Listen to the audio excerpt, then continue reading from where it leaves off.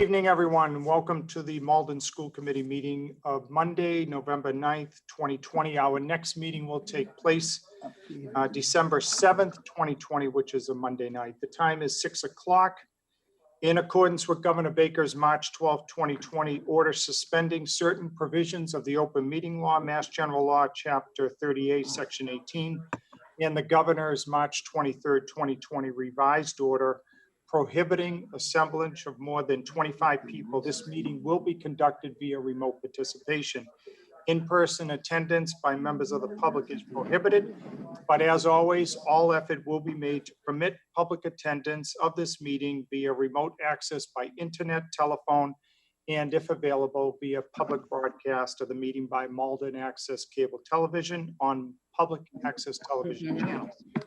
Public access will also be provided by posting draft minutes and/or a transcript, recording, or record of the meeting on the City of Malden website at cityofmalden.org as soon as practicable after the meeting.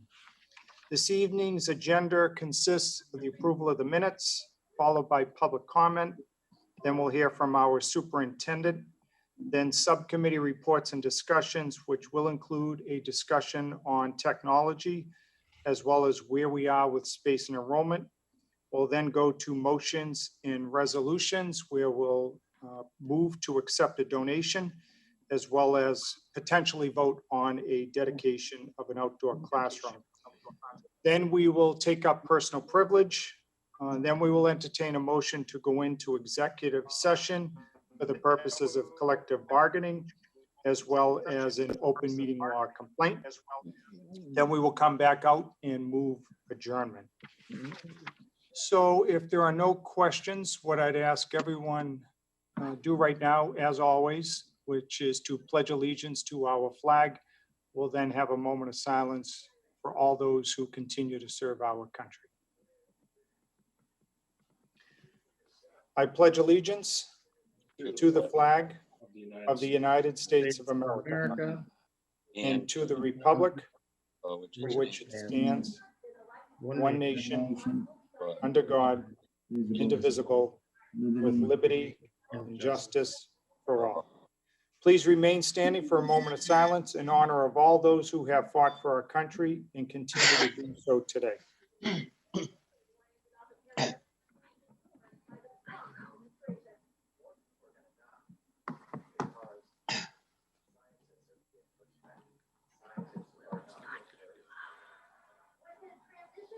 Thank you. Okay, now what we'll do is have our clerk call the roll to ensure that we have a quorum sufficient to conduct business this evening. Madam Clerk? Mayor Christenson, Here. Mr. Drummy, Mr. Froyo, Yeah. Mr. Gray, Here. Mr. Iovino, Here. Ms. Luong, Here.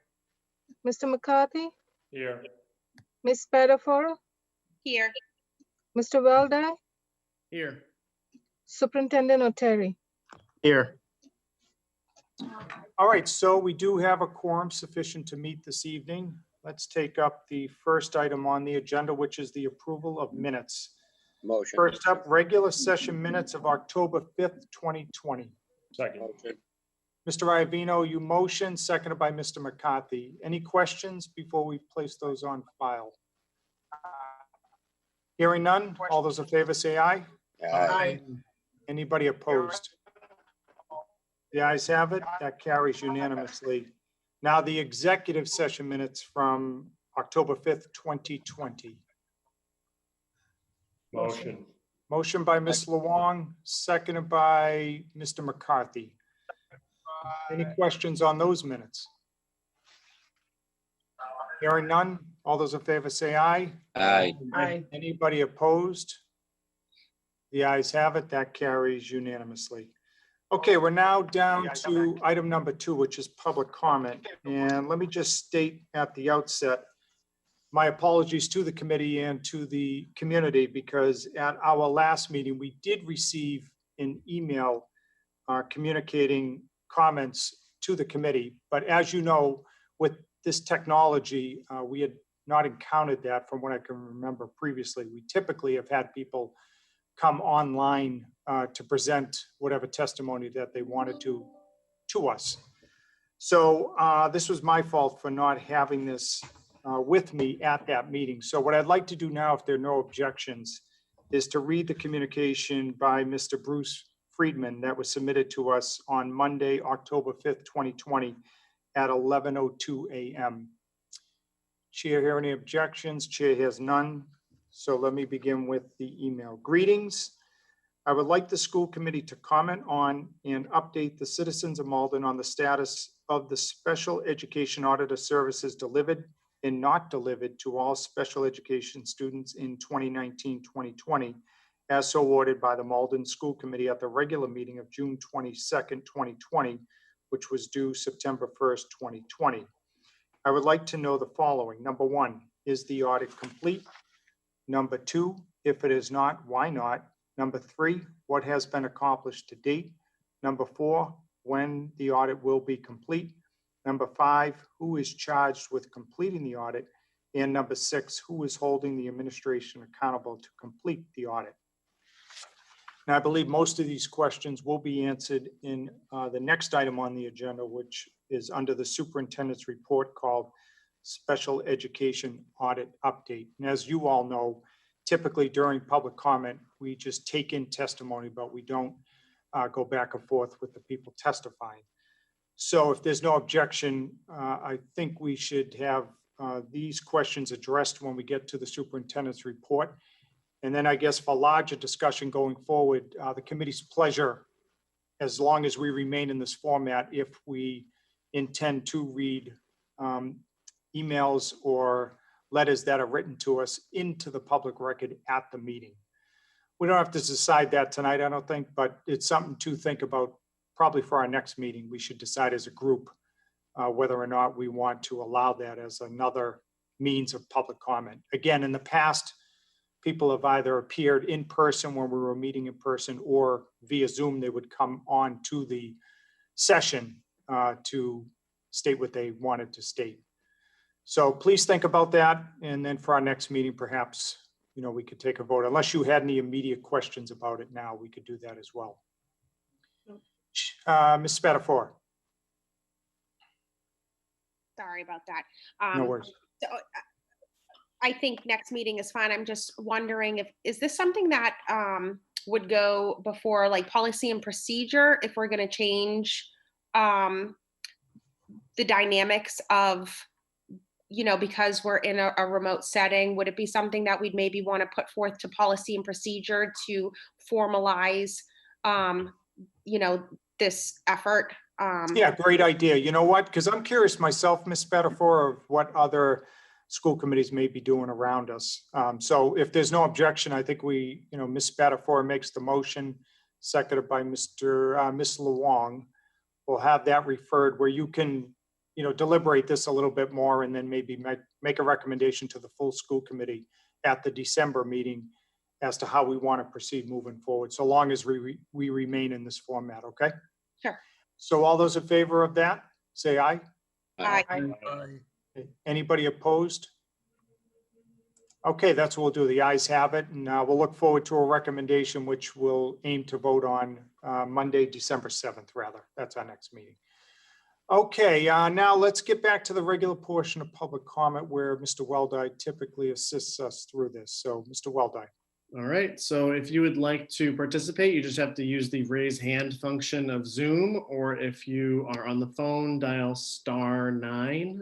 It actually does not look like we have any phone participants, but we do have some public comment participants. So I'm just going to take them in the order that they were received. Please make sure to either state your name and address for the record or type it in the chat so our clerk can record it. First up is Patrick Fitzgerald. Okay, Mr. Fitzgerald, good evening. Good evening, Mayor Christenson, Superintendent Oteri, and members of the school committee. Thank you once again for the opportunity to be heard.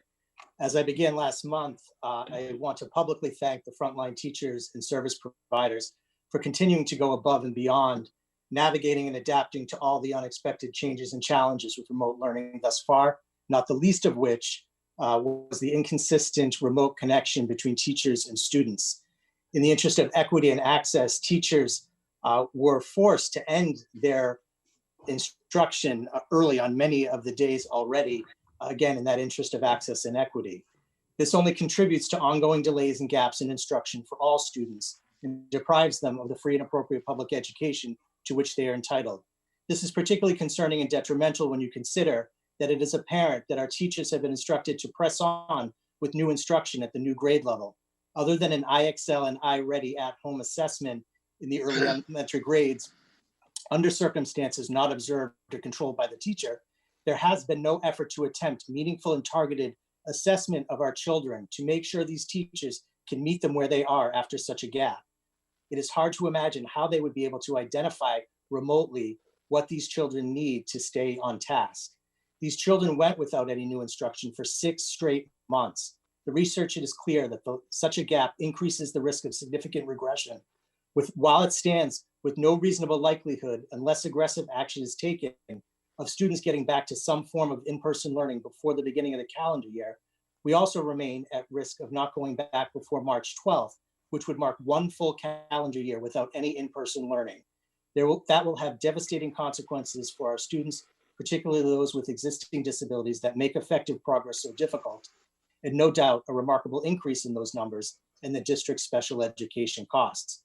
There is a way to minimize these adverse and avoidable consequences. Dozens and dozens of Massachusetts public school districts have successfully maintained a hybrid learning model despite rising numbers in their communities. What we know is that CDC guidelines of face coverings, physical distancing, and personal hygiene minimize the risk of transition. We know that uncontrolled, unstructured gatherings where CDC guidelines are not followed are largely responsible for the rise in numbers. Schools are structured and controlled environments where those CDC guidelines can be consistently and reliably enforced. I ask that the district survey the families again and ask which at this time would take advantage of a hybrid learning model. Perhaps the numbers will be such that 2 separate cohorts per building and a part-time model can be implemented safely. Having some sort of increased in-person interaction between teachers and students, particularly those identified to be most at risk, can achieve this much needed assessment and intervention. I can hope that building administrators and teachers can identify that particular student population to include students with IEP and 504 plans. You are setting both the teachers and students up for failure to continue as is without any targeted, meaningful assessment of all students. We are looking at a generation of students losing 1 full year or more of the free and appropriate public education to which they are legally entitled. I am most looking forward to hear what you all learn. Hopefully, you all will openly discuss about how the district is going to move forward with plans for remaining phases of in-person learning. I remind you elected school committee members that it was each of you on August 6th who voted unanimously without any significant discussion or explanation to approve remote-only instruction without any further plan. It was the Malden Education Association who came up with a plan that we can only presume you are adopting. It is the school committee who has the ultimate authority in making these decisions, not necessarily the Joint Labor Management Committee and not the superintendent. So I ask you elected members to make public what will you rely upon in making further decisions about in-person learning. Thank you again for the opportunity to be heard. Thank you. All right, Mr. Weldy, who do we have next? Next up, we have Jackie Ecker. Okay, good evening. Hey, can you hear me? Absolutely. Hey, so my name's Jackie Ecker. I live at 58 Lanark Road here in Malden. I am a proud parent of a Forestdale 7th grader. And I would like to speak to the school committee tonight about my concern with the lack of interactive communication between the administration and parents. 2 months into what I would call an incredibly topsy-turvy school year, we still have had no town hall with families even scheduled. In addition, many of us who've written emails with questions for the superintendent have also not received responses. A few weeks ago, I asked the mayor and my school committee member, Adam Weldy, if the superintendent planned to have a Q&A with parents, but I was told the answer was no. This actually surprises me and it disappoints me. Since we're not able to get an interactive town hall scheduled with the superintendent, I decided to reach out to fellow parents via social media to find out what they would like to talk to our leadership about regarding the 2020 school year. I know that this is not going to be an interactive conversation, but it actually will at least be on the record, and I will be happy to send this via email so that it can be on the record as well. Please bear with me as I run through the list because parents had a lot to say. First question is, of course, what's the school reopening plan? When will a roadmap be shared with parents? Parents are in dire need of support. Many parents work full-time and need to choose between doing their jobs and providing school assistance to their children. What is the administration planning to do to help provide parents with this much-needed support? Can you provide a detailed review of the special needs audit findings? Last summer, there was a survey to determine how many parents and teachers wanted to go back to school in person. Will that survey be redone in case opinions have changed? Will there be any review of what is working and what is not working for remote learning? For example, the expectation that students will not be late for class when in reality, parents are shouldering much more of the burden and cannot always ensure their children will be on time for class. Can you speak to the differences in remote learning between the different K-8 schools? Different schools, for example, have different synchronous and asynchronous learning time for the same exact grades. Parents are confused. When we do migrate to hybrid, what is the plan for families that would like to stay fully remote? What happened with the plan to provide parents with training videos? Special needs, and I have several on special needs kids. Special needs kids do not react to remote learning the same way. They're missing required and entitled services. The burden placed on these families to sit with the child and provide a constant boundary is a full-time job in itself. What are we going to do in order to provide kids with IEPs and 504 plans with in-person services? How are we going to turn around the issue that we're reinforcing a reticence about school, which is growing and becoming problematic amongst our special needs families? What is Malden's plan for COVID-related tracking in schools as they start to open? For example, there's a state-level school tracking effort in place with publicly available weekly reported numbers of new cases by district or specialized school. Where is Malden as part of this? I was checking social media and I still have more coming in, so I apologize to parents who might still be messaging me, but I was copying and pasting as this session started. So that is 11 questions I have right there, and I have more coming in. So I can fully assure you that parents have a lot of questions for the administration. We have a lot of frustrations, and we would really appreciate an interactive Q&A with us so that we can improve this as much as we can. So thank you for your time. And I will, since a lot of these questions are not from me, I'm going to be sending them to all the school committee members and to Mr. O'Terry, since they come from all across the district and I don't know where everybody lives. So I'm just going to send it to everybody. Thank you for your time. Okay. Thank you, Ms. Ecker. And I just want to clarify, when we said that the superintendent wasn't doing a town hall, initially it was because he was going to have all the principals and the assistant principals do one for each respective school. Once that process was complete, then the superintendent was going to do a town hall. So when we get to his report, I'm sure he's going to touch upon that and we can take it from there. But please do send us those questions as soon as you can, and we'll try to respond as quickly as possible. Thank you. Thank you. All right. Next up, we have Eden Garhart-Smith. Okay, good evening.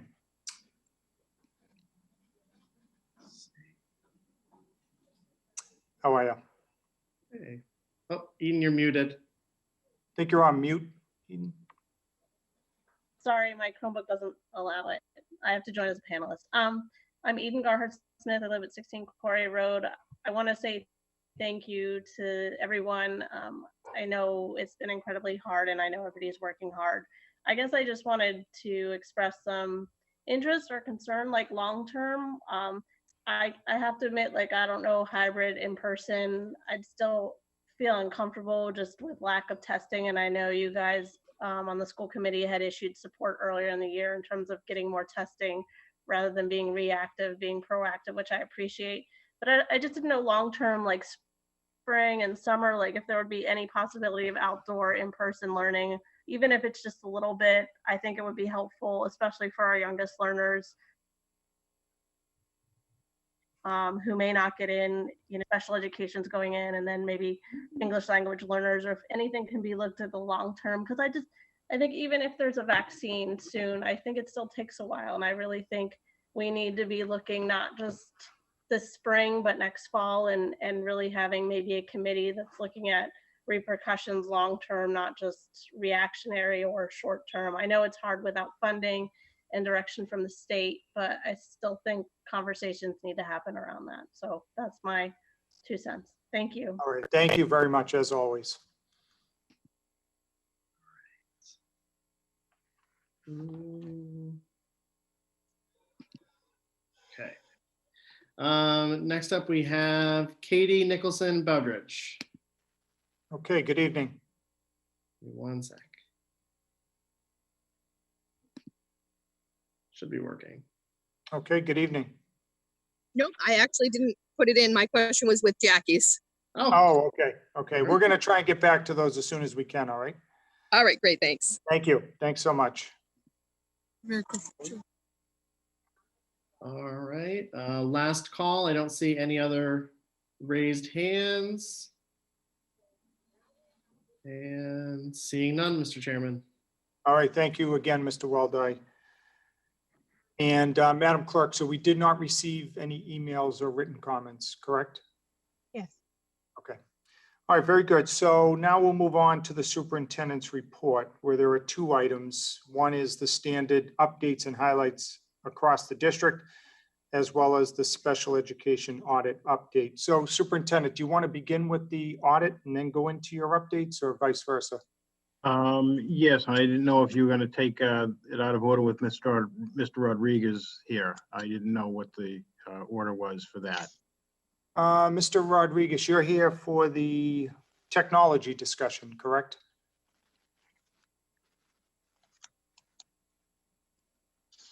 That is correct, sir. All right, and that was led by our school committee member, Mr. Gray. So, Mr. Rodriguez, why don't we, if there's no objection from the committee, why don't we take that up so our information technology director can get back to what he's doing this evening? Any objections? None. Here has none. Let's have Mr. Gray introduce the topic, which can be found under Subcommittee Reports and Discussions, which is item number 4 on the agenda. So, Mr. Gray, you put this on here, and I could tell how passionate you were about it. So why don't you let the school committee know what your thinking is here? Thank you, Mr. Chairman. I hope everyone bears with me since this is my first time doing this, and I may riff a little bit. I'm going to start with an introduction, and then we're going to try not to take up too much of Mr. Rodriguez's time. A major report on technology was presented to the school committee several years ago when Chromebooks were first introduced to the district. Wi-Fi was upgraded at that time as well, but there had been no long-term vision or cohesive planning done at that time. Our district has become more reliant on technology and all aspects for learning as each year passes. Our children need to operate in a more tech-savvy school system and world. Fast forward to 2020. We've been pushed harder to have nearly all aspects of our school system adapt more deeply to computerization of nearly all aspects of learning. As elected members, we are aware of the issues and we are all adapting. During the past recent weeks, 3 broad categories of issues surrounding technology have come into play in all sorts of discussions and debates throughout the city. Parents are having questions that bleed into the administrative, policy, and infrastructure. They're all interrelated. Infrastructure is the basis to build on for future policy and administration of our schools. Director Rodriguez, if I could pose a few questions to you and you could help explain to us. Mr. Gray, he was going to make a presentation. Is that okay? We'll have him make a presentation. Oh, that's awesome. Let's, Yeah. sure. Yeah, we spoke over the weekend and Mr. Rodriguez was willing to put together something formal for our review, and then we can open it up to questions and answers, which will be led by you, Mr. Gray, okay? Excellent. Okay. Mr. Rodriguez, take it away. How you doing? Thank you for having me tonight. As you know, we've had some major challenges to overcome in the district of late. These are unprecedented times for technology as well for teaching. Some of the things that we've done, I can give you a brief overview of some of the things that we've put into place within the school system. Let me just. Anthony, were you going to share screen? I thought there was a presentation. Okay.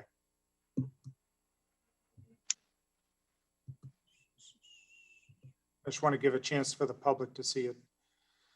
Absolutely. All right, take it away. So within the last couple of years, we've been taking advantage of a lot of the funding that we've had availing through E-rate and the like. Just to give a brief overview of the operation in itself, we've managed and maintain approximately 4.5 million, 1.1 million, and 48 million emails respectively across the entire operation, that being schools, police, fire, and the city operations. Of that, roughly 40 terabytes of data in all. Currently, our network, since we've upgraded everything across and standardized our network fabric, we are pushing roughly 71 gigabits of data and about 2.5 million individual HTTP requests, web page requests, if you will.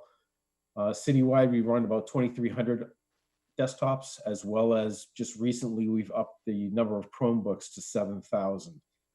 We operate 3 network operations centers across the district, City Hall, as well as public safety, with 78 plus servers. And we've deployed roughly 6,000 ports of state-of-the-art switchgear throughout the district, as again, like I said, standardizing our fabric throughout. Let me just back up here 1 second. I think I advanced one too quickly.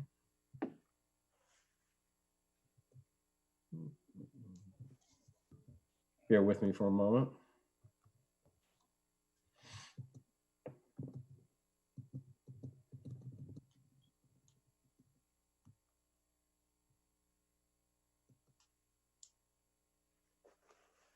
There we go.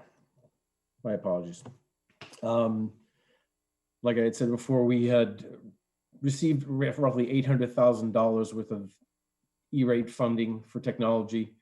I've standardized and deployed that throughout the entire district. The high school is the very first of the facilities to be upgraded to maximum performance. Basically, that's geared more towards the more sophisticated, older users.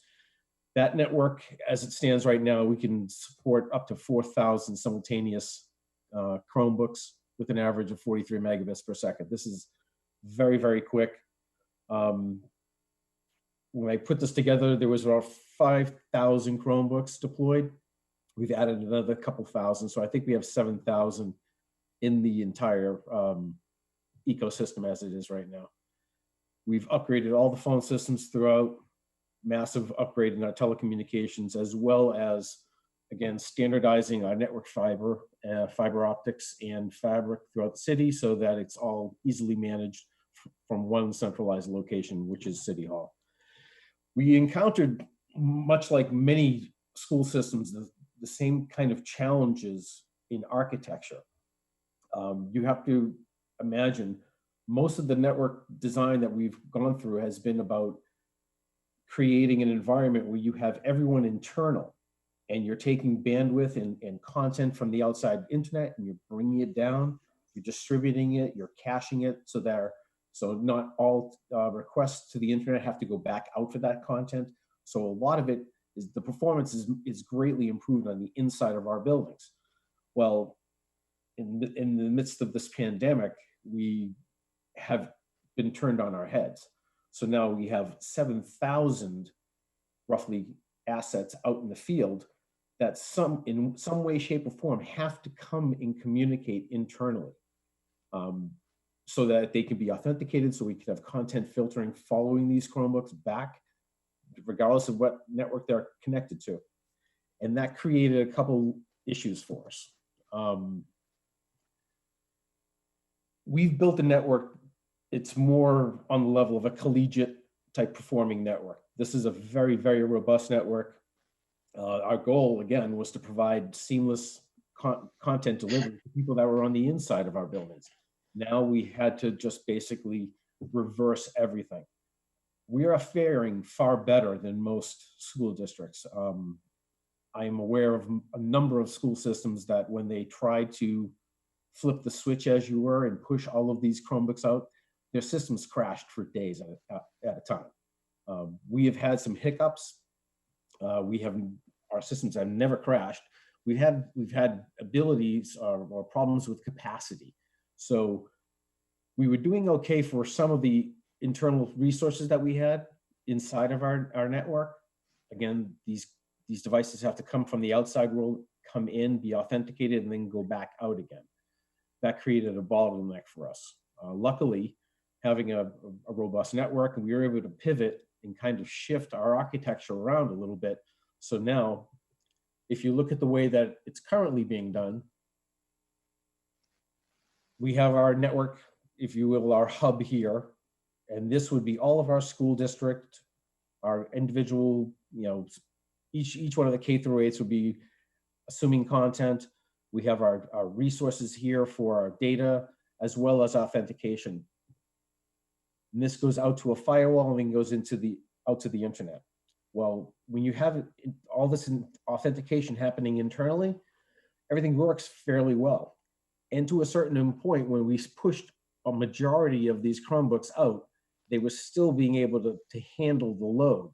But at some point, we reached a tipping point, and these internal servers for authentication just became overwhelmed. That happened probably around the 4,000 Chromebook mark.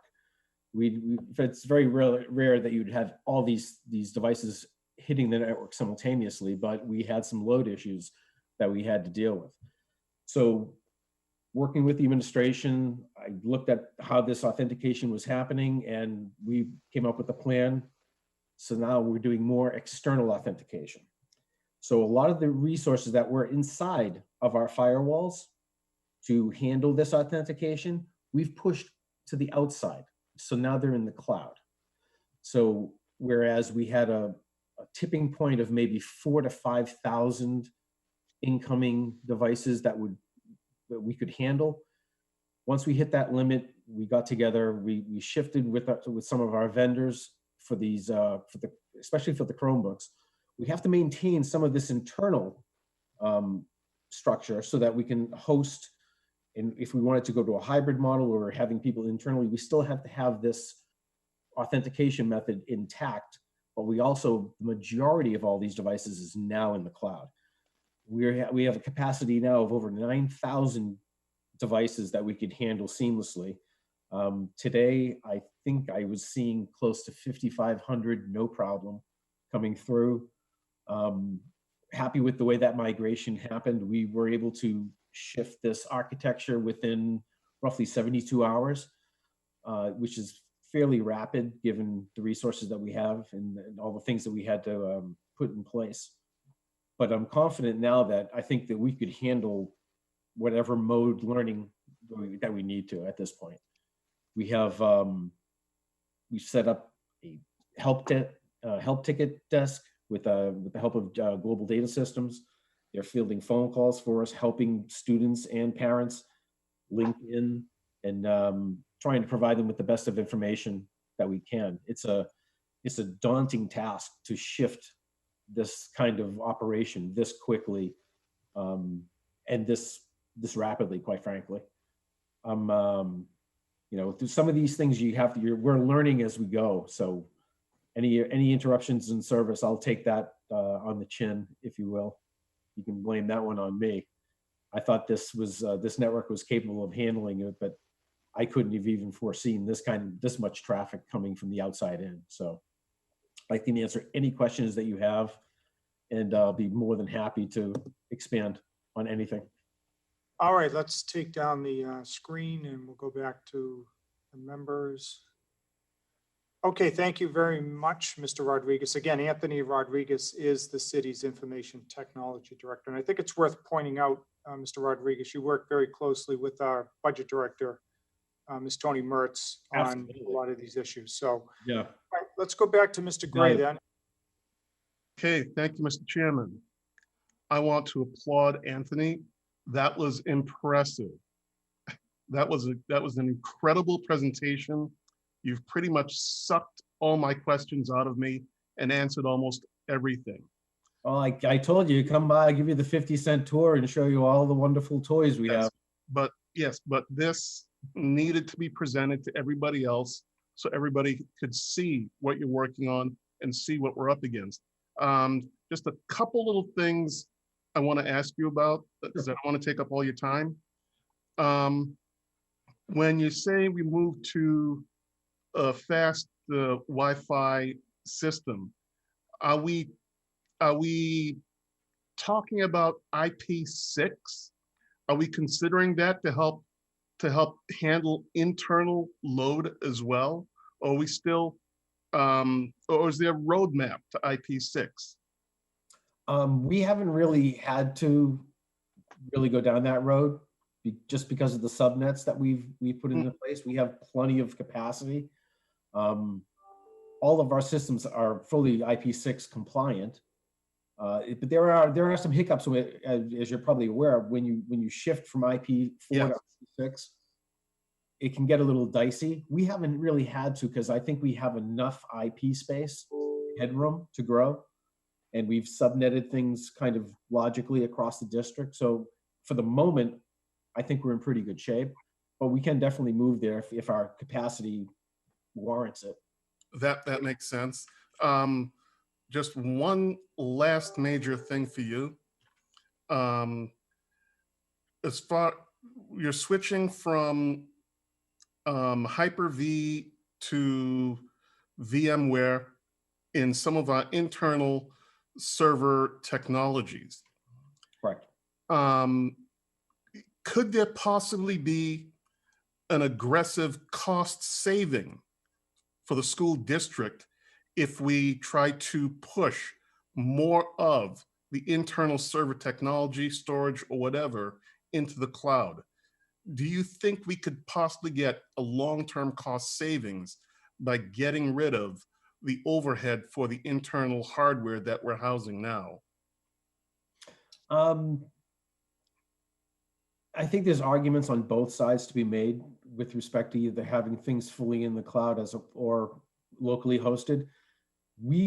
By going with virtualization of most of our physical servers, we've actually gotten a lot of savings by virtualizing these down into either a Hyper-V environment or VMware. Personally, I like VMware. I'm standardizing that across. I've been running that for decades. It's proved really resilient, allows us to make hardware changes and upgrades on the fly. The whole idea of moving into the cloud, I spent a lot of years in emergency management, and everyone that I've spoken to and have interacted with, some on federal levels, some at state levels, everyone's emergency management plans are predicated on the internet being there. If we've learned anything from the weather events and Hurricane Katrina, people do not react well to turning Amish overnight. You turn off the computers, you turn off the communications, things go bad quickly. I'm a little bit more old school. I like to have my stuff here. We also replicate within the cloud.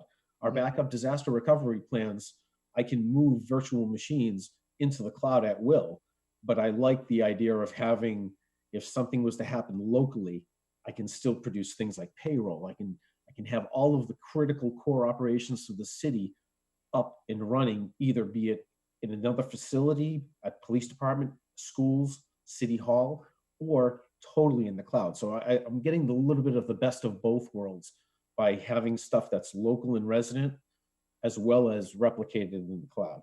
The cost savings is really, Just to be clear, yes, we have a local and a cloud copy.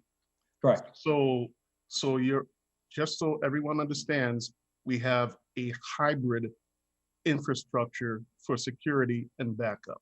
And for business continuity and disaster recovery. Perfect, perfect. Right. There are some more topics, but not directly related to what Mr. Rodriguez is here for.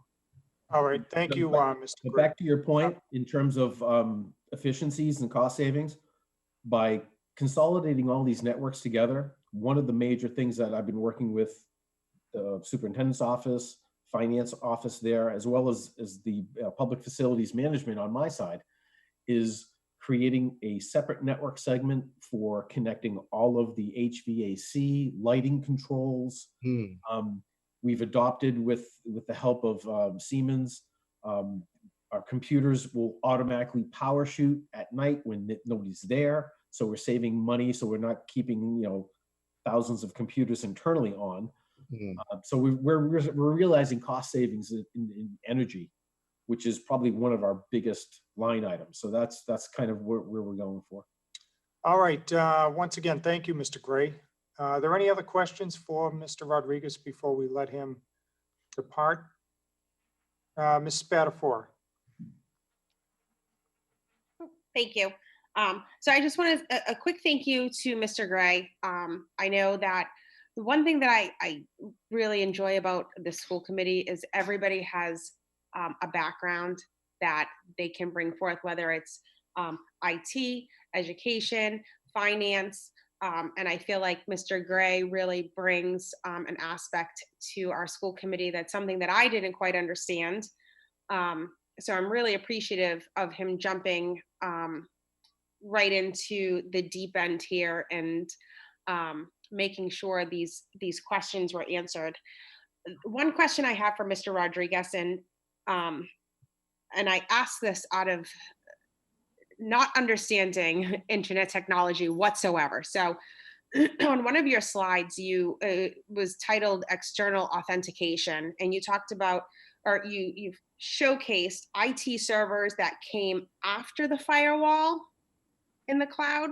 So my question is, how does that affect, so it's after a firewall. And to me, I've always assumed a firewall is a protective measure. So how does that work when it comes to our Google meetings, where we have thousands upon thousands of kids attending meetings, but it's after a firewall, it's out in a cloud. So can you just speak to the security measures on that? So parents and caregivers are understanding of, because we have had a few incidences. So I just want to fully understand how that works in the external authentication. The external authentication is only happening for communication between the G Suite and our content filtering. Previously it was a hardware device. It was actually an appliance, a server that sat behind our firewall. It allowed certain traffic to come through and then go back out, so that so the link follows wherever the device is, be it internally. You're on mute. Oh, you're on mute. Can't hear you. Sorry about that. So by taking that device that handles the authentication for content filtering and moving it to a cloud-based version of that, that takes away our bottleneck. But the authentication it's actually speaking to our internal one as well as the cloud-based one. We have it in the cloud, and those servers speak specifically, they're coded to the G Suite with authentication ciphers. And so it's very, very secure for that one portion. Our problem was with that device being on the inside of our network, it provided just a bottleneck, and we couldn't keep up with the flow back and forth. This is This is the cloud version of our hardware appliance, but it's now resides in the cloud and it's load balanced across different areas so it can handle the immense traffic that it's now seeing. Thank you. And just one last question. So when we talk about our servers, and now we've pushed our, oh, I'm so sorry. Not just me. Do we have each separate section of the city separated on servers? So our school systems on one server pushing out to a cloud, our police department, fire departments on another server pushing out. So they're separated. So if one server was to go down, we're not affecting an entire city. And I'm probably asking a question that I already know the answer to, but I just want to make sure that when it comes to, our school system, if something should fail, it's not affecting other. No, all the networks are separated. We have in some cases individual fiber optics that are totally separated. Any traffic that traverses, like say the HVAC system and the school department to the city hall, that's in its own separate little road. Nothing else is allowed to traverse. So we have everything isolated into VLANs as well as routing through firewalls with certain rules. Only traffic can originate from certain locations. It's very locked down, pretty tight, which causes problems in and of itself. No, thank you. That honestly answers so many questions with the various technical difficulties we've had in the past weeks. I think I commend you. Thank you so much for getting us back online and up and running and doing the behind the scenes work. I think I speak for all the parents. We appreciate the dedication that goes on behind the scenes. So thank you. We're in uncharted territory here. So we are all doing the best we can, but thank you very much. I appreciate that. Thank you very much, Ms. Spatafor. Anybody else? Mr. Gray, do you have the final word?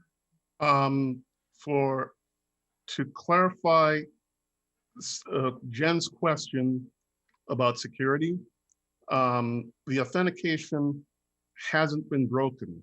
Director Rodriguez is correct, but how some of these people are getting in is internally. If people already have the class ID and the password, or if they're students who are already in the system, they already have access. So the security isn't being broken. It's more of an internal personnel issue. It's bad actors, people who are using our trust against us to come into a classroom setting and say and present really vile things. It's more of an emotional thing. It's not a technology issue. All right, thank you again, Mr. Rodriguez. Superintendent Oteri, and then we want to move on to the rest of the agenda, okay? Superintendent. If I could just add on to some of these comments, and I think Mr. Gray, I think is going to be terrific marshaling this through the technology committee. Just to give a context to it, and I think it also gives some perspective as to the work that Mr. Rodriguez, Kandu, our network manager here, and the technology staff have done is, prior to this pandemic, we had a one-to-one only at the high school. We were beginning to push it down to the middle school, but those were not to be brought home. They were classroom sets. We need to develop a plan for a replacement cycle plan. I think that's something that Mr. Gray and the committee would love to get into. We know we have two models in the grades 5 through 8 that are coming near the end of their cycle. I think that they're up is 2021 or 2022 rather, where they're no longer supported technologically by Google. I know that there's some questions and rumors that have been floating around about the Chromebooks. I want to kind of address them here because I think that the tech committee is very concerned about this. So we've got about 4,000 additional Chromebooks that we ordered. The initial distribution was for our students.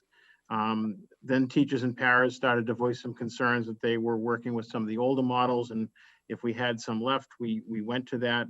All of the brand new Dell Chromebooks that we have a complete replacement warranty. So if one doesn't work, it gets swapped out and then we send it back to the factory. So that should be pretty seamless. We had a very tiny number, and I'm talking 10 out of 4,000 that had charging issues. That's something that when we uncrated these things, they got fired up.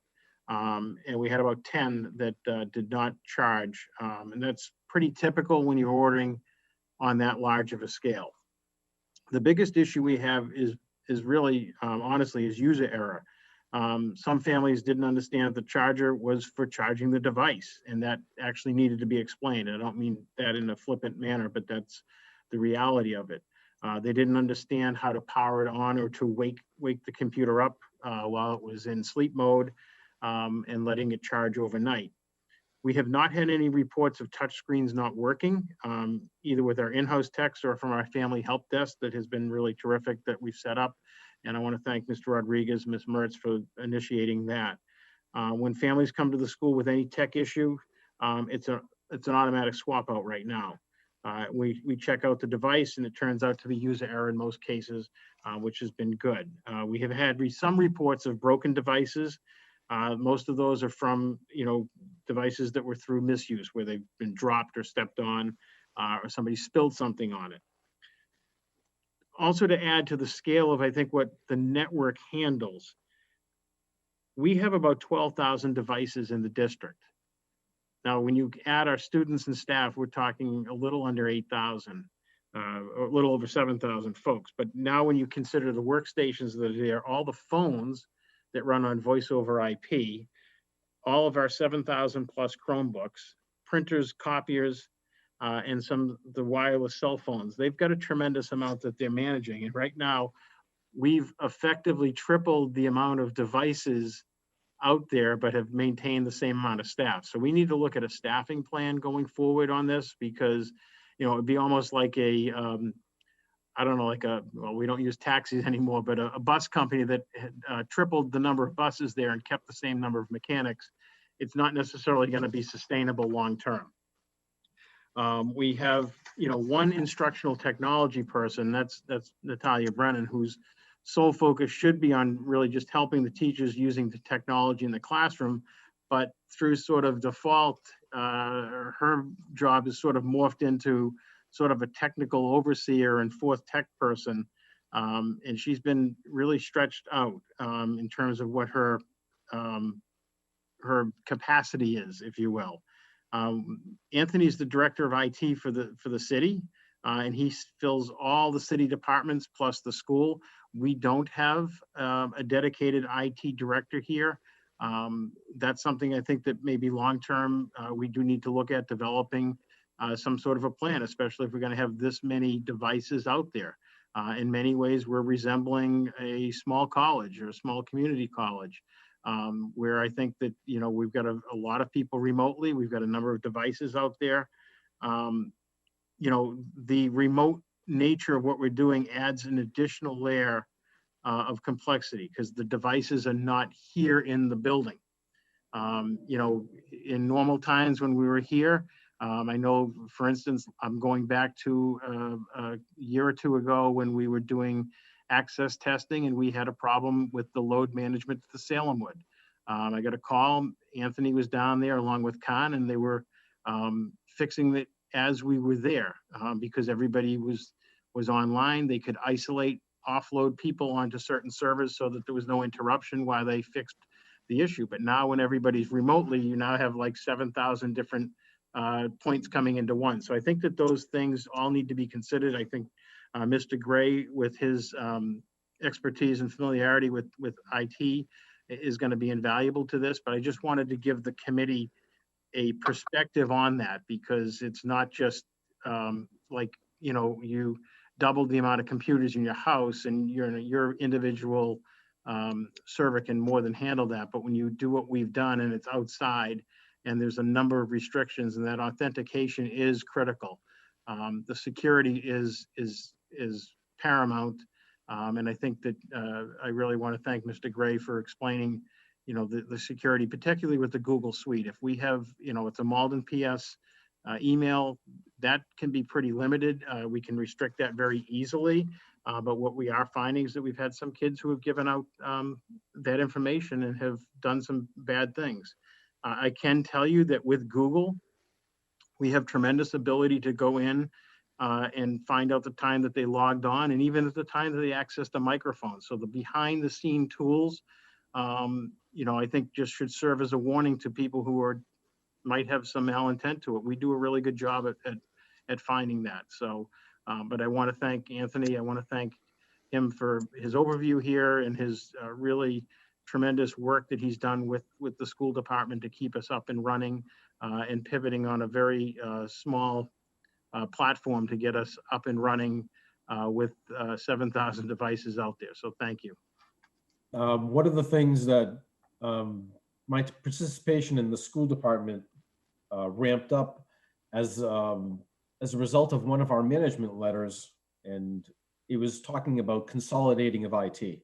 So I've basically stepped into that void to do these things. So I think it's part of the job, and it's been working out really, really well because I have to interact with a lot of my counterparts for public facilities, as well as Natalia and Khan. And I have my, their counterparts over at police, as well as within the city. So I think we're still formulating how to kind of consolidating all of this into one structure, if you will. But so far, I think we're doing a pretty good job. I appreciate all. All right, final question, Mr. Weldy. Thank you, Mr. Chair. I think this is somewhat been answered, but it just popped open, Mr. Rodriguez, in our chat from Stephen Nadell. And I said, Mr. Rodriguez, thank you. You've helped soothe some of my security and infrastructure concerns. I'm just curious. We've had a few instances of meeting bombing during classes, as Mr. Gray sort of described. Do we know if the bombers are internal or external culprits? But with Google Meet, right, it must be internal culprits. Yeah, probably more so internally. We've had some instances with Zoom. Those are more instances of meetings not being configured in a manner that's probably the best way. But yeah, this is going to be one of those things that's going to be a challenge moving forward, especially when people are, doling these things out. All right, thank you again, Mr. Rodriguez. We're going to move on. So, Mr. Rodriguez, you can depart. Once again, on behalf of the committee, thank you for your time. Thank you, Mr. Gray, for actually understanding what I'm talking about. All right, thank you for your time and effort, Mr. Rodriguez. Now, we're going to bump back up to the superintendent's report. Let's take the special education audit update first. Superintendent. Sure. Thank you, Mr. Mayor. I'm going to introduce and turn this over to the Assistant Superintendent for Student Services, Pam McDonald, who can give an overview and an update on the special education audit right now. Okay. Good evening. Hi, how are you? Thanks for having me. So basically, we've started calling all the families. We're going through what services did they get their remote plan in the spring, what services they got, what services they believe they didn't get, and we're collecting all of that data. We're also collecting email, what are their emails, all kinds of information like that. As of today, we had contacted 372 families, and we've called at least once all of the elementary schools. We are now working on the high school. Our plan is to re-canvass once we get through everyone once, and also those, which 372 I think is pretty good for about this. I think we've called about just over 600 families so far. So that's a good return, I think, for those calls. We do still need to call the families that need translation. We wanted to go through everyone once because even though we have the home's language survey, some families don't fill that out and say that they need a translator, and we wanted to give them the opportunity to say, no, actually, I'd like you to call me back in our native language. So if they have requested that, we're going to go back and call them all in their native language, and we're working with the company to do the translations, and that will start at the beginning of next week, calling the families that need translation. So that's sort of where we are. I think we've made really good progress considering when we started. We've got, you know, almost all of our families called. To this point, I think we've about 200 families left to contact out of 1,000. I think that's a pretty good number. As we're going through, any families that have have expressed issues, that they don't think that their IEP has been updated, that they're not getting the services at this moment in time, we have followed up with the individual schools, with the principals and the team chairs, and they're doing individual outreach to those families that have expressed specific concerns at this point. So we're also using that to gather information and rebuild relationships with families as we move along. Mr. Weldy, I know I had, so there's two things. If we have called and the family wasn't home or we missed them in some way, they can call the special education office and we will put them through and do the survey with them. Or I also have a very simple Google form that they can fill out with their name, email address, and phone number, and we will give them a call in the coming weeks using that. The one thing on that form, it's a Google form, which is great. I believe if you right click it, there's a button that says translate, and you can translate the form into any language that you want. So that's why I had used the Google form. And Assistant Superintendent, that Google form is now in the chat, so any of our viewers are able to see it. Okay, very good. Before we get to the member that's been leading the way on this effort, Michelle Luong, let me just ask a question from this email that we received in public comment. When do you think the audit will be complete, if you had to? So I'm hoping in the next couple of weeks. It just depends on how long the translation takes with that company, because I can't control their availability with translators. But I'm hoping maybe in the next 2 or 3 weeks, give or take. So the next school committee meeting, you'll be back before us? I hope that we'll have it all done at that point. And by then, hopefully the other thing is once we get all the data, we've got to kind of crunch the numbers and sort of see what it all means and what the next steps are. But I think realistically, hopefully by December 9th, and you're serving point for us on it, meaning that you're heavily involved with this. Yep. It's all come through my, the student services office. All right, very good. All right, let's go to Ms. Luong, who I know has done a lot of work here. So, Ms. Luong, what do you think about what you heard? You're on mute. There you go. Thank you. I've had, several meetings with Pam and her team, and I like how things are coming and going so far. I really feel that there are still parents out there that in the elementary that haven't been contacted. So, we have the Google forms, and, I've seen some emails going back and forth with Pam with some of these families. So I encourage anybody listening that if you have not been called, and I know there's a few people in chat that have voiced it, feel free to use the Google form, reach out to Pam and her team, and they will be interviewed, and that'll be working out well. So I'm encouraged. I want to see how this all plays out. And I like that Pam also and her team have a plan. So what do we do with the data after? So that's kind of been my thing. So I want to see what the path is and what the plan is. And it's nice to have this data, but how do we fill the gaps and how do we move this forward?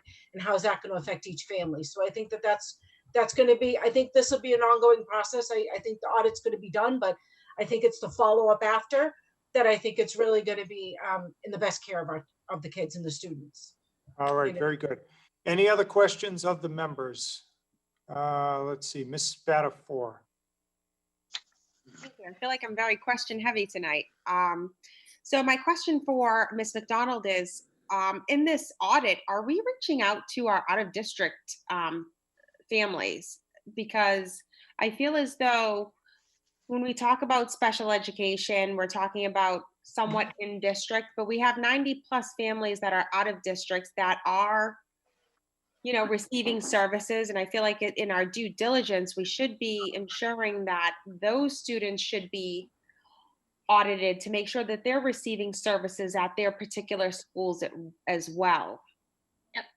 Yeah, we do. They are on our list to call. The way the emails and the phone numbers came into the list that we got off X2, it's sort of chunked by school. So they're on the list. We'll finish them. They'll be the last group we finish up. But I know Tanya McDonald, who is our out-of-district coordinator, is working really hard with those families. Most of our out-of-district schools, I would say 99% of them are back in-person learning.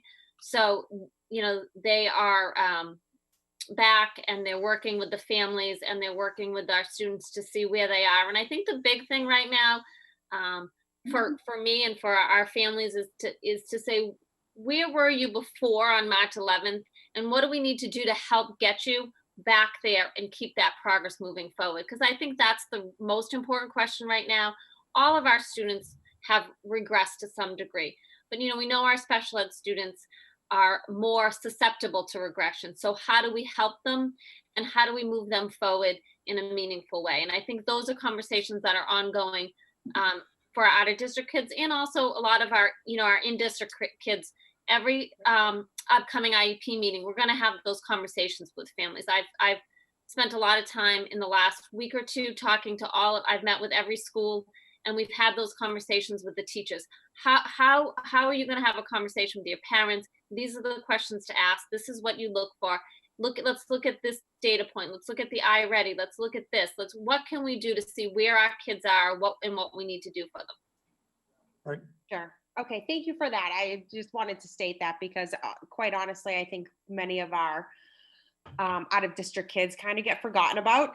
And, you know, there's the assumption that everything's going okay. So I wanted to make sure they were included in that overall total of kids that are reached out. You know, parents are being able to submit their feedback on and what has happened the past 8 months. So thank you for that. Okay, thank you, Ms. Spatafor. Anybody else? Seeing none, thank you, Ms. McDonald. We'll go back to our superintendent for district updates and highlights. I just had a quick question. I'm sorry. Oh, I'm sorry. Go right ahead, Ms. That's Long. okay. Just a quick. Ms. McDonald, I was hoping that you could maybe just touch upon briefly. You mentioned, you know, the plan to, you know, follow up after. So how do you think parents will be communicated with? Would they be waiting for their next IEP meeting? Like what would be your plan? So what you're thinking? We have asked all the liaisons and the team chairs to start reaching out as a totally separate process, because if this takes however long it takes, we still need to make sure we're servicing our kids and they're getting what they need. So we're sort of doing it simultaneously. They're reaching out. We're lucky that, you know, we have some ideas in place as to how we're looking at doing some tutoring. We're looking at some February vacation, April vacation services above and beyond. Because the other thing that is hard is that our kids are working so hard right now remotely, and it's really hard to spend 4 or 5 hours a day remote and then give them more.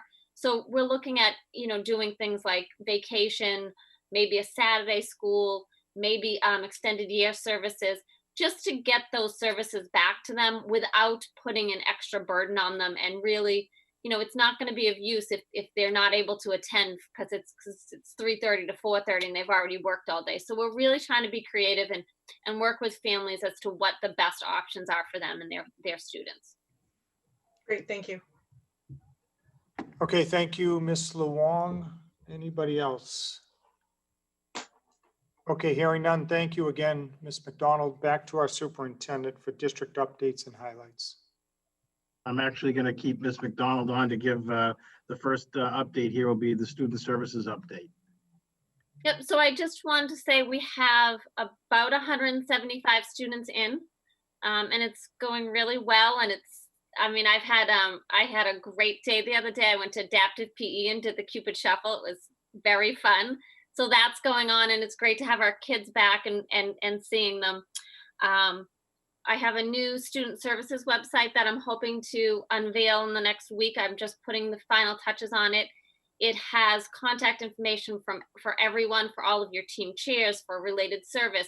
If you're having an issue at home and it's a social emotional issue, all of our school adjustment counselors are going to be on there. There's a page for guidance. If you have a question for the nurse, there's the nursing page.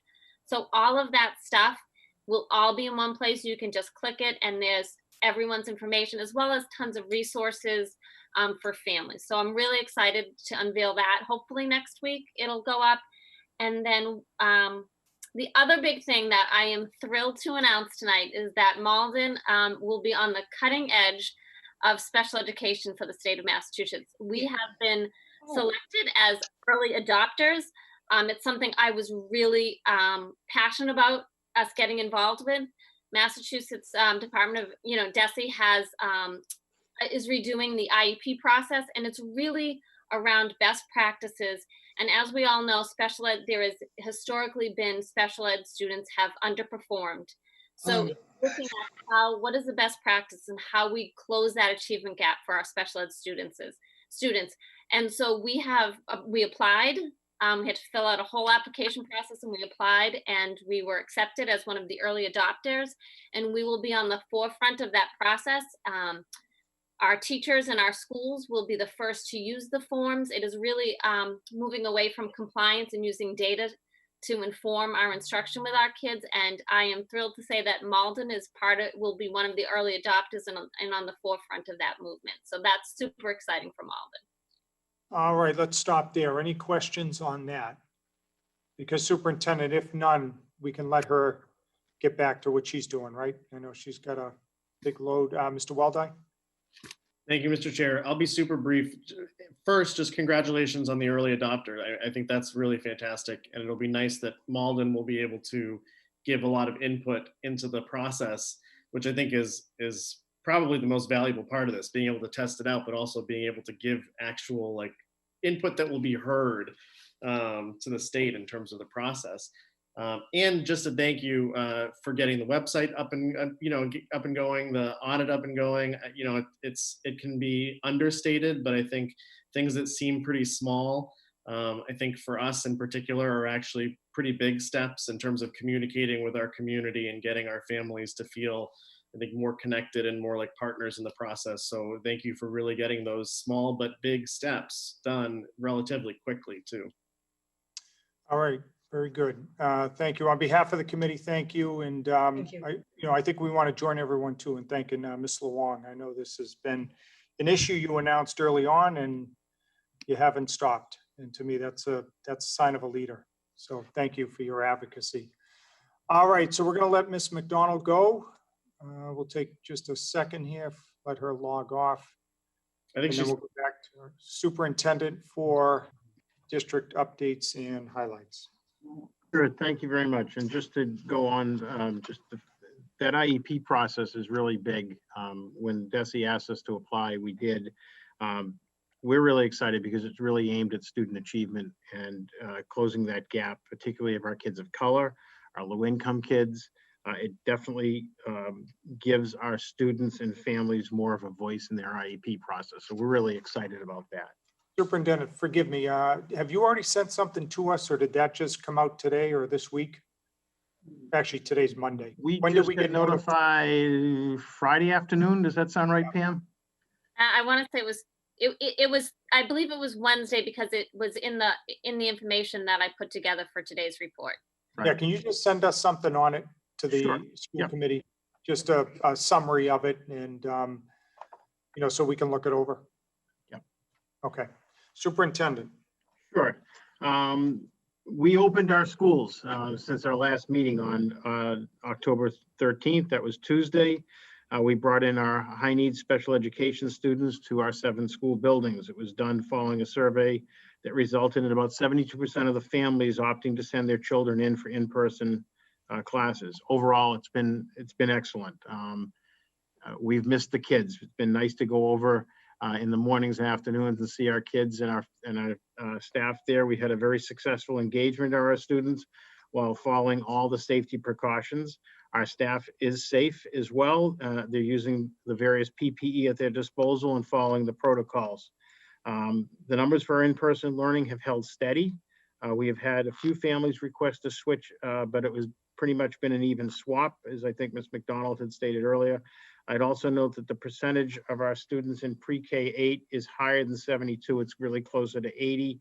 It's our high school pathways program, where it's the reverse, where the majority of the students are electing to stay remote. This is primarily because some of those students have had school refusal issues and have been more comfortable with the remote learning platform anyway. DESE has advised parents to be allowed to switch back and forth with 6 weeks notice. This is to allow districts to make any needed changes in staffing and adjusting the cohort sizes for social distancing reasons and transportation. Those are all the factors that we have to take into consideration. We've been able to accommodate requests much quicker than usual, much quicker than that. Usually we can do that within a week. The administration and the staff have been and will continue to work closely with parents on this model. We've had several positive COVID cases in the district. The Linden STEAM Academy had 3 staff people who were positive, and as mandated, we have to report this to the Department of Elementary and Secondary Education, who then in turn notifies the Massachusetts Department of Public Health. With 3 staff persons positive, with limited staff in person, we became eligible for the free testing at Linden for any persons or families that were in the building during that week. The testing was free of charge. It was held on Friday, October 13th from 10 to 3 for all staff and students and their families. All persons who were determined to be close contacts of the people who tested positive were notified on that first weekend of October 18th, and many got tested immediately. Friday afternoon on October 13th, we were informed that a member of the Early Learning Center community and a member of the BB School community had tested positive as well. In the Linden situation, we had to close the school because it was a cluster, which the Department of Health and DESE defined as 2 or more cases. And we were also informed late that night before school started, so we couldn't even begin the contact tracing. And it took out a majority of our staff who were deemed to be close contacts. That's why we had to close the Linden School for that period of time until the quarantine was lifted. In the case with both the ELC and BB, that was not necessary. We worked side by side with the Malden Board of Health, Director Chris Webb, Nurse Maria Tamagna, and our own Director of Nursing, Patty Tremendozzi, who is our COVID lead. As we have on each and every one of these, even on the case on Friday, November 6th, this past Friday, where again, we had a positive case at the BB School community.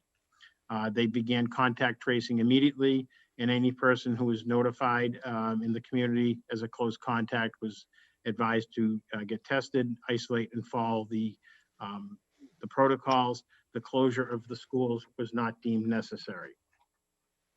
Our Joint Labor Management Committee continues to meet every Thursday at this point.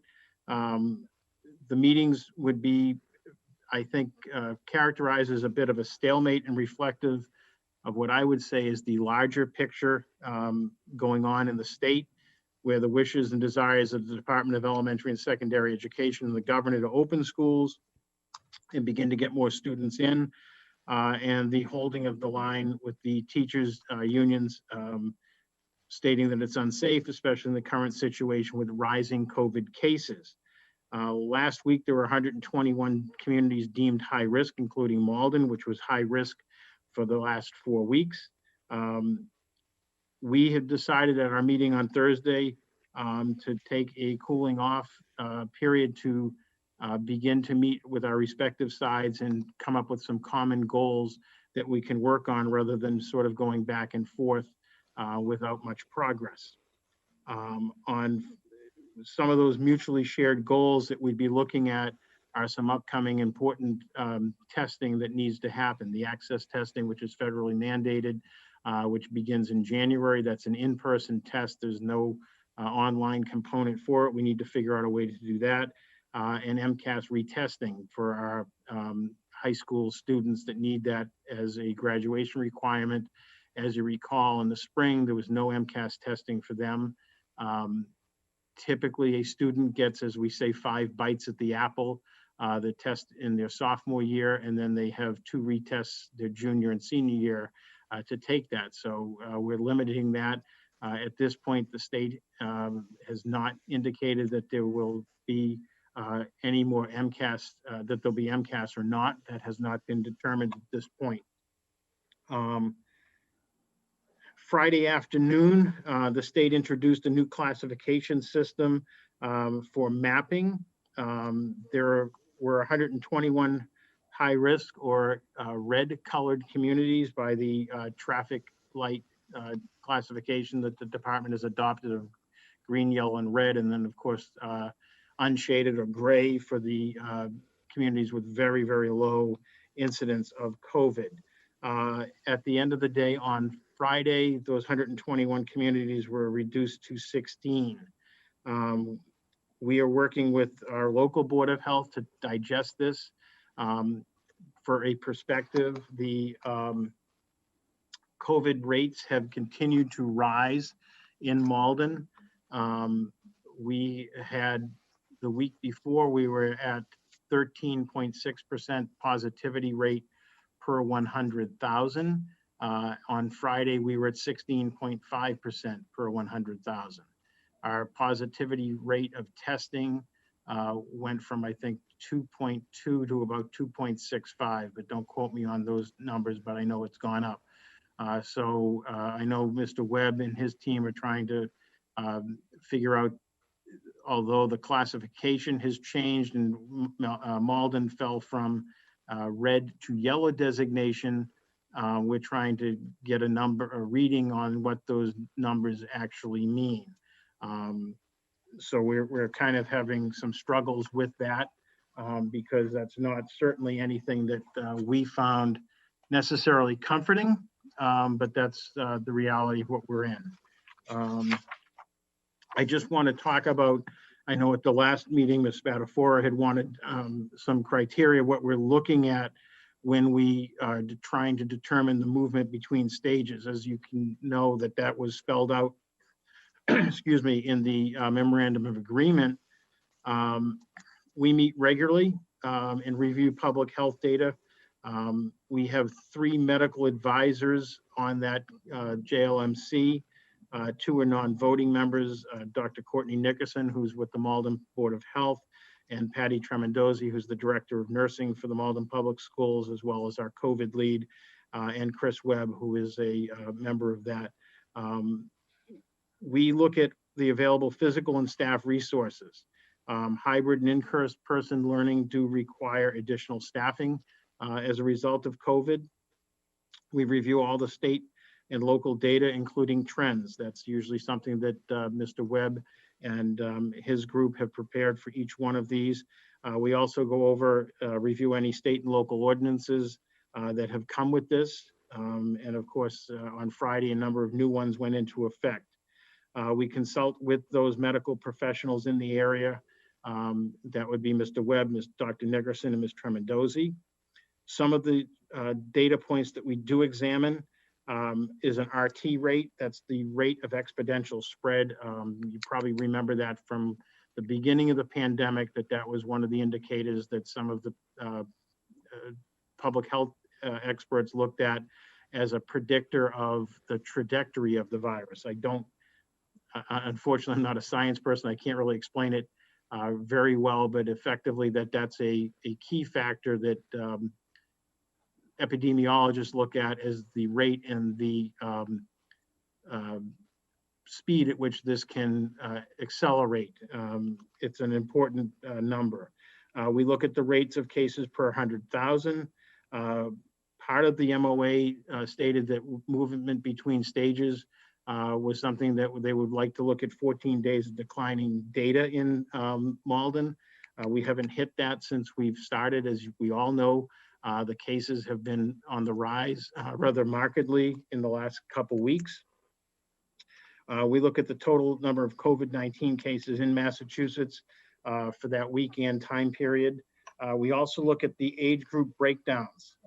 Particularly, we pay close attention to school age, the 0 to 19 age group. And as I think we saw this morning on news reports, the highest group in the last 2 weeks is that school age group, that 0 to 19.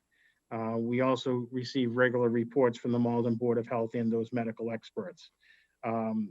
The new classification system looks at the positivity rate per 100,000, and it also looks at the positivity rate that is given. Now, their assertion is that the data changes constantly, and that's certainly true. But what they're looking at now is you'd need a positivity rate of over 4% to go into the high risk red category. Malden's actually, in terms of relationship to that, we're pretty good at the 2.6. We're not at that over 4%. I think, as we all know, the over 5% in general is a really concerning number. I know some of our neighboring communities, Chelsea, Revere, and Everett, have been over that or right around that for much of this time. And it also considers the size of the community. Part of this was that you could get, they laid out some certain criteria of actual numbers, whatever vis-a-vis the size of your community. So communities under 10,000 could easily pop into the red with this very small amount. It's not necessarily what they're saying is as dangerous as it may indicate because the rate was high. There's also other mitigating factors there that they look at, such as if the breakouts or clusters are in assisted living or nursing homes or prisons or colleges. Those are pretty much deemed areas that the public generally does not go to and is not necessarily at risk of that. Certainly in a house of correction, certainly is one that would fit that. In colleges, that's not usually places where the general public of that community go to unless they work there or go to school there. So those are some of the things we look at. As we stated at the last meeting, it's not an exact science. We don't have any objective criteria that would trigger that. Very few districts do. Some that have kind of put themselves in positions where they've had to reverse where they didn't necessarily think that they should have. But we are continually look at this. I think that at our last JLMC meeting, I think that we came to a consensus and a point where we felt we had some good information to work on and rebuild so that we can focus on what the next stage would be. And we're working on that. Next item I want to talk about was on Election Day, November 3rd. We held our second annual 5-district partnership professional development here. This was all remote. As you remember, last year, Malden was one of the 3 host sites, which was great. This year, it was all virtual and online. We had a number of workshops and programs along with the keynote speaker, who was Eric Scheniger from Houston, Texas. This year's theme was Equity for All. It was extremely well attended and had some very high marks on that. Our school buildings are closed for our units A, B, and C members and students on Wednesdays. That's part of the MOA. We use that for cleaning to get ready for the students that come back in on Thursday. We send staff home at 3 p.m. on Tuesdays and Fridays so the cleaning can begin immediately at 3 p.m. and get it done in a very timely manner. They use a misting machine. Our custodians all have their backpacks. Jokingly, we call them the Ghostbuster backpacks, and they mist over all surface areas very quickly and very efficiently. They've been very happy with it. It's gone very well. We have not had transmission within the school from that, and that's been a real help to us. In the spring, I has begun to establish the Superintendent's Diversity Advisory Board. I'm looking to commence the meeting hopefully sometime in December. I am still looking for a school committee member, so if anybody is interested, please reach out to me. We'd be looking at meeting about 5 to 6 times a year. We have some guidance from Regina Keynes, who is the educational liaison from the Mystic Valley NAACP chapter. She's been a guiding force and a mentor to me on this and has set these up in a couple communities, and we're following her recommendations towards that. So we haven't established a meeting time. I know a number of our community members have a lot of meetings at night, so there may be something during the day, mid to late morning is something we may be looking at, as I said, about 5 or 6 times a year. We have some great news for the class of 2021. We have 109 of our students qualified for the John and Abigail Adams Scholarship this year. As such, they will be eligible for a tuition waiver at any Massachusetts college or university in the fall. Students will be receiving the individually addressed letters via the mail in the upcoming week, and we hope to have that list out to you guys very shortly. It's a tremendous achievement for our students and a real tribute to the fine work our educators do in guiding and supporting our students. We began our back to school nights a couple weeks ago via online. As you are aware, we had a horrible incident at the Malden High School one where we were Zoom bombed by an outside person who left some very vile and threatening words. We immediately contacted our local police who responded very quickly. I came in with Principal Mastrangelo. We worked with the police and worked with our staff until about 10:30 or 11 that night. Here, the Malden police have begun a full investigation.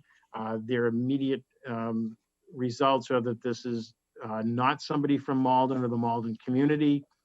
They are people who are, I don't mean this in the terms of their credibility, but they are professional hackers who scour the internet for public meetings, whether they be municipal meetings, school meetings, church venues, or even businesses that have a Zoom link. They use very sophisticated software that can find this. They spread their message of hate or something for shock value. They disguise their emails in a very sophisticated way so that the IP address usually is an overseas IP address from generally a randomly generated country. It can be, Belgium, or it can be Kazakhstan. That's typically how they do it. In this instance, the technology, the forensics have come back that it was wrapped around a VPN, a virtual private network, making it almost impossible to trace, but it was certainly overseas. As horrific as the event was, we were working with our staff. I think Principal Mastrangelo and his team did an incredible job of supporting and healing. We were on the phone that evening with Dr. Darnisa Amante Jackson. She agreed to come in at 7:30 in the morning. Actually, I was on the phone with her about 10 minutes to 7 that morning and talking through the situation with her. She met with our staff. I thought she gave an incredible amount of support and guidance to our staff and how to work with our students. She came back at 2:15 that afternoon as a result and worked with an affinity group for our staff of color, which was, I think, a great gesture and a great setup to help support our staff who I think were the ones that bore the brunt of the horrific event. There were very few students on this. There were about 250 people in general. About 130 of them were our staff. And about another 120 were mainly adults. There were very few young folks on there, but it was very disturbing. We were very concerned about that. We did resume our back to school nights with the other schools. There were no security issues. We did upgrade our Zoom accounts to include the webinar feature and licenses, which just came through. So anytime there will be a meeting in the future around that, that's the route it'll be. It'll be much like the format here is at the school committee meetings, where there'd be panelists to speak, and then you can individually allow people to speak. We have had a couple flu clinics here in Malden. I think that they've given out about 900 doses so far. That's for the community, but we've had a number of students. As you're aware, Department of Public Health has mandated that all students need a flu shot by December 31st of 2020. Families and students should seek these as soon as they can. There are exemptions for medical reasons. You can get a note from your physician that would state, because there are some people who are medically compromised and cannot. And there are religious exemptions, and you should contact your local school nurse for some more direction on that. The district PTO started up last month with some great success. We had some questions regarding technology around the COVID situation. And again, some of the questions came up around the flu shots. Teacher diversification grant, we received that again this year. Third year we've had that in a row. We continue to do great work on that and continue to pursue diversifying our educational staff. As you probably are aware, I've stated that as a goal of mine when I came here 3.5 years ago, and will continue to be. We are making strides, and we hope to continue to grow a faculty that is reflective of our student body and community. We also put in Ms. McDonald, myself, Patty Tremendozzi, and Chris Webb attended a webinar that the state put on the Abbott Labs Binax Now antigen testing. This is what the state is calling a potential game changer. This would allow for rapid 15-minute testing that would, antigen testing that we are qualified for in Malden. We went through the first round, and then we put in again on November 5th, last Thursday, to continue our interest. We're eligible for it because we were a high-risk community at the time. Now the classification has changed, but we do have some in-person learning. This would be anybody that's symptomatic. We can test student staff, get the results in 15 minutes. If it comes back positive, I think the recommendation is to refer for the PCR test, which is more conclusive, but this at least is a really good start. The state is looking to push this out quickly. They have about 2 million free test kits. We're hoping that we qualify for this because we are confident that this will be a way in which we can leverage to show some confidence to students and staff about coming back and being safe. Right now, I think especially this time of year, and I'm a little, I think it'll ramp up next week after we've had this sort of late summer weather, and then we're going to go back into winter again. I think normal times people had a little sniffle or a sneeze. I don't think anybody really gave it much thought. Now I think we look at that with a lot more concern. And I think staff and everybody else can get a little spooked when we see our little kids that are sniveling and sneezing, and what that means. But this could be something that we could use to test very quickly. It's a nasal swab where the swab is then has droplets on it that activate the swab and tells if the antigen is present with the person, and we can move from there. So it's something that we're really excited about. We're hoping that it will help ease some anxiety around the potential next steps of getting more students and staff into our buildings. Our family help desk, I think in your report, I put the number of calls. This has been an invaluable tool for us. We get on average, first month, as you see, we had an average of about 48 calls a day. In October, we were down to about 25 calls a day. So, as people are getting more comfortable with this, there are fewer calls. Most of these are password resets and sort of user error that our help desk is able to walk them through. That phone number is available on our website. It's 7 a.m. to 7 p.m. Monday through Friday. It's multilingual. If they don't have a native speaker there, we can use the chat feature where the person types it in their native language. It goes to the help desk person in English. They type the answer in English and it gets translated back in the native language. So we're really hopeful that our families continue to access this. Going back to my initial points about how we expanded our technology, it stands to reason, and hence the reason we brought in the funding for the help desk through grants, because we knew that this was going to happen. It makes sense. We're going to have more devices out there with more first-time users. People will need the help. There's going to be things that come up. So it's proved to be an invaluable resource. Along the lines of technology updates from Natalia Brennan and the great work that she has done, we have a Malden Public Schools Family Resource website. Malden Public Schools has updated their family resource site to consolidate and share the resources in one location. Families can find curriculum resources in addition to the technology tutorials on the website. So there are tutorials there, videos. The site continues to be in development and will be updated as more resources are added by the directors and other district leaders. The link to the site can be found on each one of the school's websites and can be translated into multiple languages. EdTech family training videos. We're working with EdTech Teacher, that's one of our technology professional development providers, to create custom videos for Malden families. We have a contract for a series of 15 videos, which will be shared with families via the Family Resource website on the technology support page. Subtitles for these videos can be translated into multiple languages using YouTube's auto-generated translation features.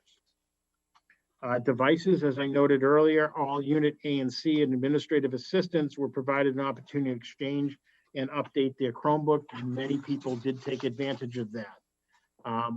Content filter, I think Mr. Rodriguez did a terrific job of explaining that, but in response to reports of devices not being able to access the resources, we updated the content filter a week ago. The change went into effect on Monday, November 2nd at 3 p.m. As you know, I think I sent out an email and Connect Ed call to our families to turn the device off, leave it off for a minute, and then start it up, and then the update would automatically take in. Absenteeism policy.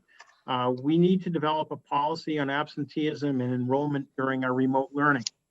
Many students are logging on, but are not currently in Malden. We know that sometimes this is often for childcare while parents work. Some instances are families temporarily relocating to another location for health and safety reasons or for work. We need to address families moving out of the country, as we have had some instances in that. These scenarios all bring up concerns about safety and knowing the whereabouts of students in the instance of trying to locate a family member or a student in an emergency. What do we do if a child is left alone or reports that they're in an unsafe situation and we don't know their physical location? We have an address here, but maybe they're living, or maybe they're being watched by a family member in Framingham, or they're temporarily out of state. So we do need to develop some sort of a policy on this. I'd like to have the policy subcommittee define this policy so that we can be consistent across the district and serve the needs of our families.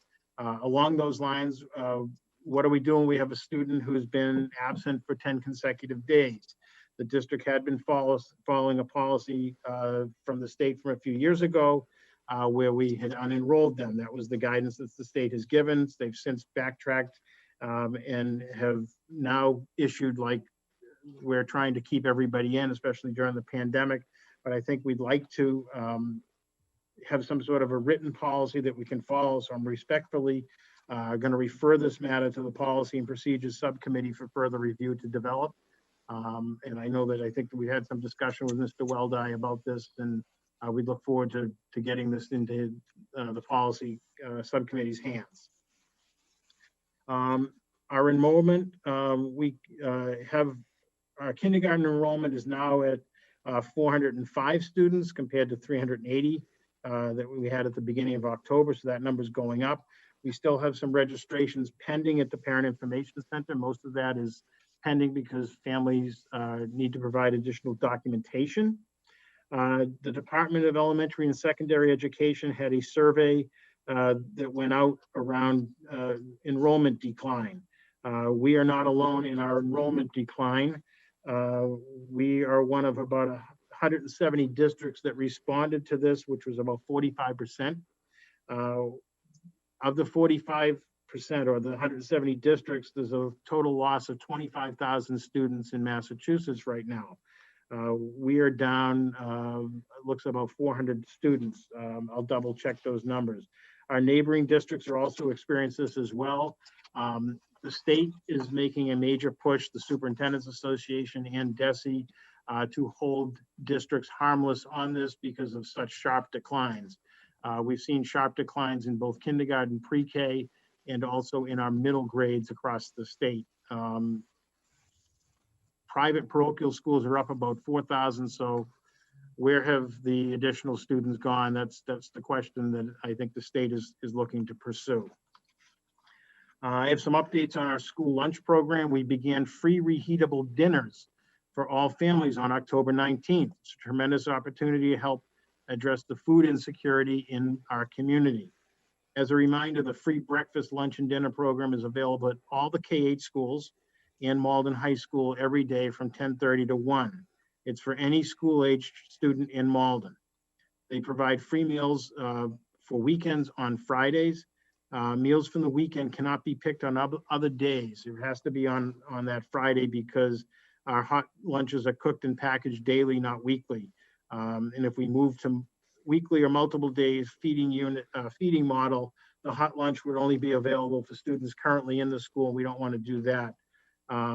We would have to, bring in more processed food, which is something that I think our food services group has been really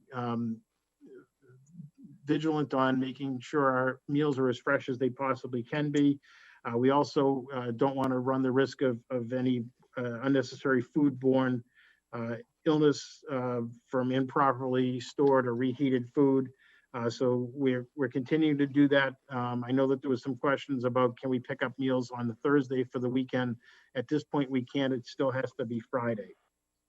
Thursday is the big prep day to make the weekend meals, which they distribute on that Friday.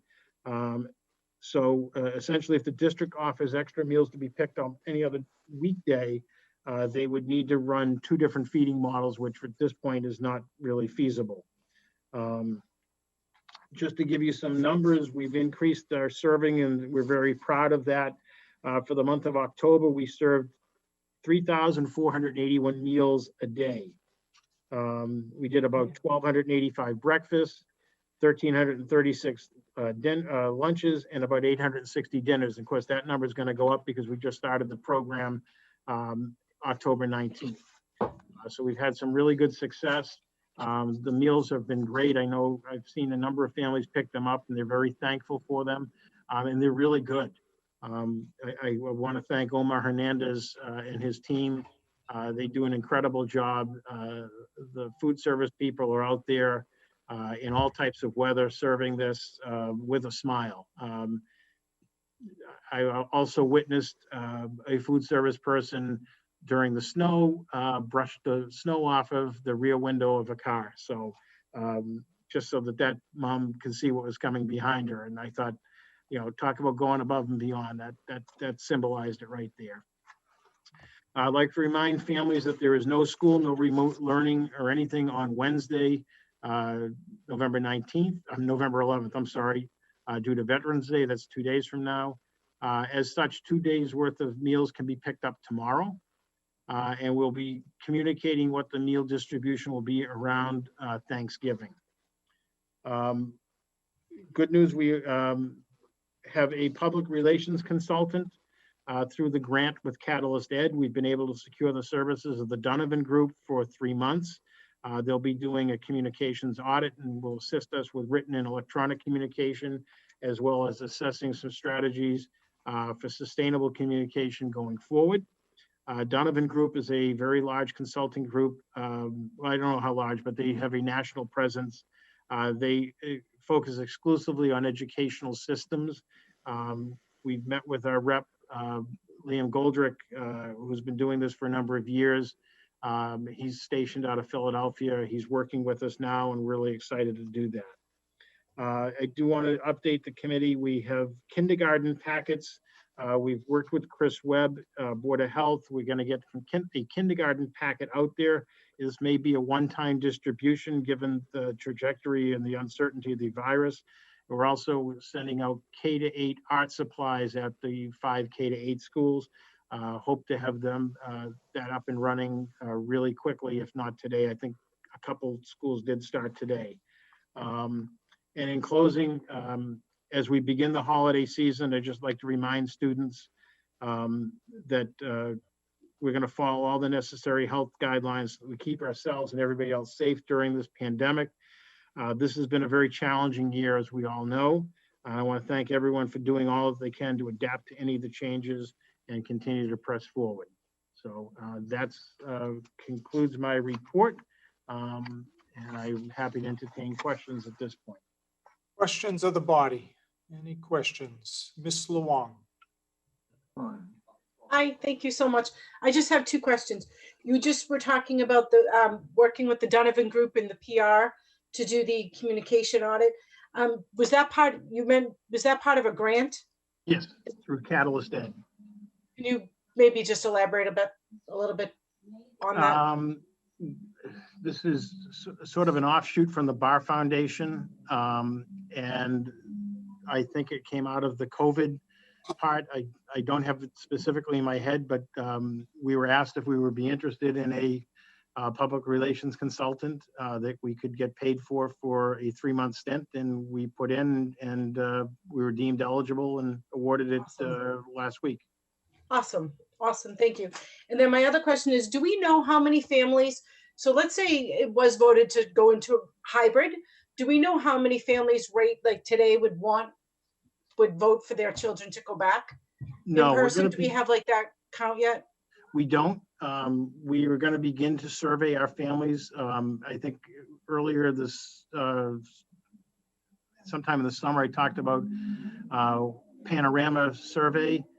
We will begin that survey because we need to update that. We don't have, part of what we would need to do for hybrid is we would need to know which specific families, right? We have, when we surveyed families this summer, we just got a rough number, 35%, but which 35%? Are they all from the 3rd grade? So we would need to get down to individual surveys, and that's something that our team is working on as we speak. Okay. All right, other? Nope, I think that's it. Okay, thank you, Ms. Luong. Mr. Waldeck. Thank you, Mr. Chairman. Thank you, Superintendent. I think there was a lot in that report that we could say thank you for, particularly around the food services piece as well. Yes. I know I just have a couple quick questions. You mentioned the Mass Association of School Superintendents doing the advocacy and the hard push for the hold harmless piece with the enrollment, which is huge, and thank you for doing that. I'm wondering, is there an official position or push from MASS in terms of like the testing piece as well? Because with access rapidly approaching, with MCAS is a little farther off, but do you see MASS pushing that button as well, or do we think we're just not there yet? No, I do, and I know that at our urban superintendent's meeting on Friday, that's on the agenda. My suspicion, I don't know it for certain, is that they have probably authored a position paper on that they will present. This is usually when something like that appears on the agenda, it's typically to present to us and then sign off. So I would expect that. I think that we don't see any way we can do this statewide. I think that we're really not in a good position around access testing right now. So we're hopeful that will, and I saw it on the agenda, so I'm optimistic that there will be some sort of a position paper, that there will be a sign off, and I would certainly support that from Malden Public Schools. Yeah, and I think from our end as well, I think that's great, because even in terms of we've passed resolutions before, but maybe even in the December meeting, a resolution, not only one to support the hold harmless piece with the enrollment, because any help we can give you there is benefits all of us, especially budgetarily, but for the postponing of access and MCAS and the high stakes stuff in a year that were high stakes just doesn't make sense at all. And if I could, I know I've heard from a number on a state delegation around the enrollment and holding harmless, and I know that they're advocating as well. Some of our state reps serve multiple districts. They're also in the same position. So I think that, we're well connected with people that are like-minded and knowing the impact that this has, that is through no fault of our own. I think, where are these 20 some odd thousand students gone? And if you extrapolate that out to, more districts, we're probably talking in the neighborhood of 50,000 students decline across the state. So that's significant. Yeah, after, I think it was Mr. Iovino brought it up at the last meeting. I heard Senator Lewis talk about it in the context, you and Mr. Iovino brought it up at the last meeting. I heard Senator Lewis talk about it in some separate context, and I know Rep. Altrino talked about it, Lipper Garabedian reached out about that in particular. So you're right, there's definitely some unifying advocacy there. There is. The only other small pieces, I have heard a million great things about our help desk. One thing I have heard is there can be sometimes some long lines. People say that they drop off because they wait on hold for a little while and just don't have the time, which I understand, you know, there's probably a lot of high volume times more than anything else, but I know that's something that it's been relayed, so I just wanted to pass it along. My only other question, in terms of the absenteeism policy, and I reached out this morning to the rest of the policy subcommittee, and I think that Michelle, Rob, Jen, and I are going to try to plan to get together next Monday if we can hammer out a time. So we'll make that, you know, we'll publicize it beforehand. In the interim, though, we ran into the issue of the 10-day, you know, people traveling, whatever it may be, and I think there's a bigger picture question, right, about I don't want to overuse empathy, but some empathy in our the way in which we're approaching attendance, tardiness and attendance, I think, in terms of coming in and out of Zooms and classes and being absent. And I think in the interim, at least, you know, from my position, and I don't know how the rest of the members feel, I hope what we're projecting and what we're reinforcing with our school leaders is that we're not punishing kids for you know, potentially being at a grandparent's house doing this, or being at their parents' work, or if they're out for a day because they had no internet. I think we want to make sure that we're using as much empathy as humanly possible when we're approaching the attendance stuff. So I'm glad to hear that the state has sort of backed off the 10-day piece. And I think we'll do the best we can next week and before the December meeting to try to tackle that for Malden at least. Okay, thank you, Mr. Weldy. Anybody else have a question? Ms. Spatafor. Thank you, Mr. Chair. So I would like to touch base on the data analysis that I had requested at the last meeting. So thank you very much, Superintendent, on providing an update on what we're looking at in regards to getting our students back into school. I'll be quite honest with you, I'm a little disappointed on the information provided. We had, so far up until this point, two major topics that we discussed, IT and a special needs audit, that both had folks that could speak to that particular topic. Mr. Rodriguez, as well as our Assistant Superintendent, Ms. McDonald. This particular item, though, in which you actually prefaced with, I don't have much knowledge on particulars in regards to positivity rates. So I was hoping that we could actually have somebody that had knowledge and expertise in that could speak to the decision making, like Chris Webb, attend the meeting. I feel like the information that was provided is already noted. We all know that we've been in a red, and Governor Baker has now changed up this whole reporting data. We're now in yellow. I just wish we had a little bit more on what we're basing the decision making on. So I'm hoping that, not to belate the topic, but you know, when we come back, can we have somebody that's knowledgeable in, you know, the decision making? And I'm not saying that you're not, so please excuse me if I'm being a little coarse in this, but I just feel like I personally expected a little bit more out of the discussion.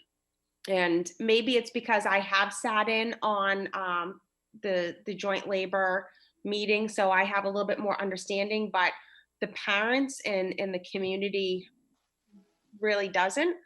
So I was hoping to have a little bit more in-depth understanding on that. So I just wanted to share my discouragement and not having a full understand. I don't know if I'm coming across correctly on this, but I just wish we had more to give to the parents, to give to the community. And I know this is a very fluid situation. We've said this time and time again. 1 week changes to another week. We could be in red, we could be in yellow. Everything is changing. But I think parents really want to know what's the deciding factor. And I think having somebody like a Chris Webb attend our meeting and be able to give what he's sharing in joint labor and you know, what he's discussing would be helpful to the community. So I will leave it at that. Thank you though for providing the information that you did, and I appreciate you bringing that forth. Thank you. Thank you, Ms. Spatafora. Anybody else wishing to, Mr. McCarthy? Thank you, Mr. Chairman. Superintendent, I just have a quick question. I know that you mentioned updating the survey for the parents for each grade, but do you have like an estimated date as to when that will actually be going out again so that the parents know? We're developing that now, so once I do have that, I'll send that out. We'll give parents plenty of notice that they'll be getting a survey call. We're hopeful the next couple weeks to get this. We're trying, you know, to develop our questions for the survey. So you would say probably within the next couple of weeks? That's our hope. I'll have more information in the next few days. Okay, perfect. Thank you. Thank you, Mr. McCarthy. Anybody else before we move to subcommittee reports? Just quickly from the chair, Superintendent, the HVAC report that Mr. Waldi asked about at our last meeting, has that been able to be posted on the Malden Public Schools website? I think you were looking into it. Yeah, and if we didn't, I'll have it up tomorrow. We can get that up pretty easily. Oh, okay. All right. Yeah, that'd be great. It's pretty dense stuff, some of it. Like, I don't think I put in.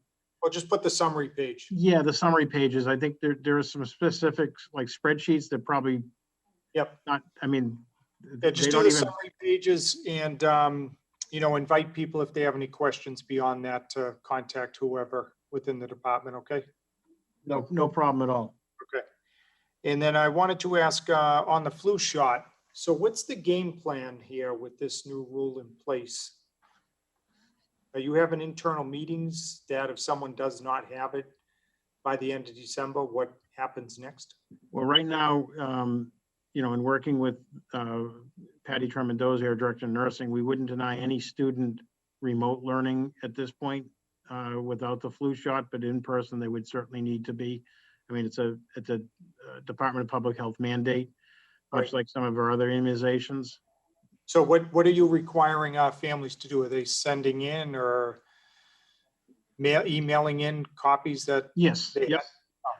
As of last week, there were over 1,000 that had been entered, and several more from the most recent clinics. There's several hundred more that are going to be entered this week. So we had over 1,000 that had come in a couple weeks ago. Okay.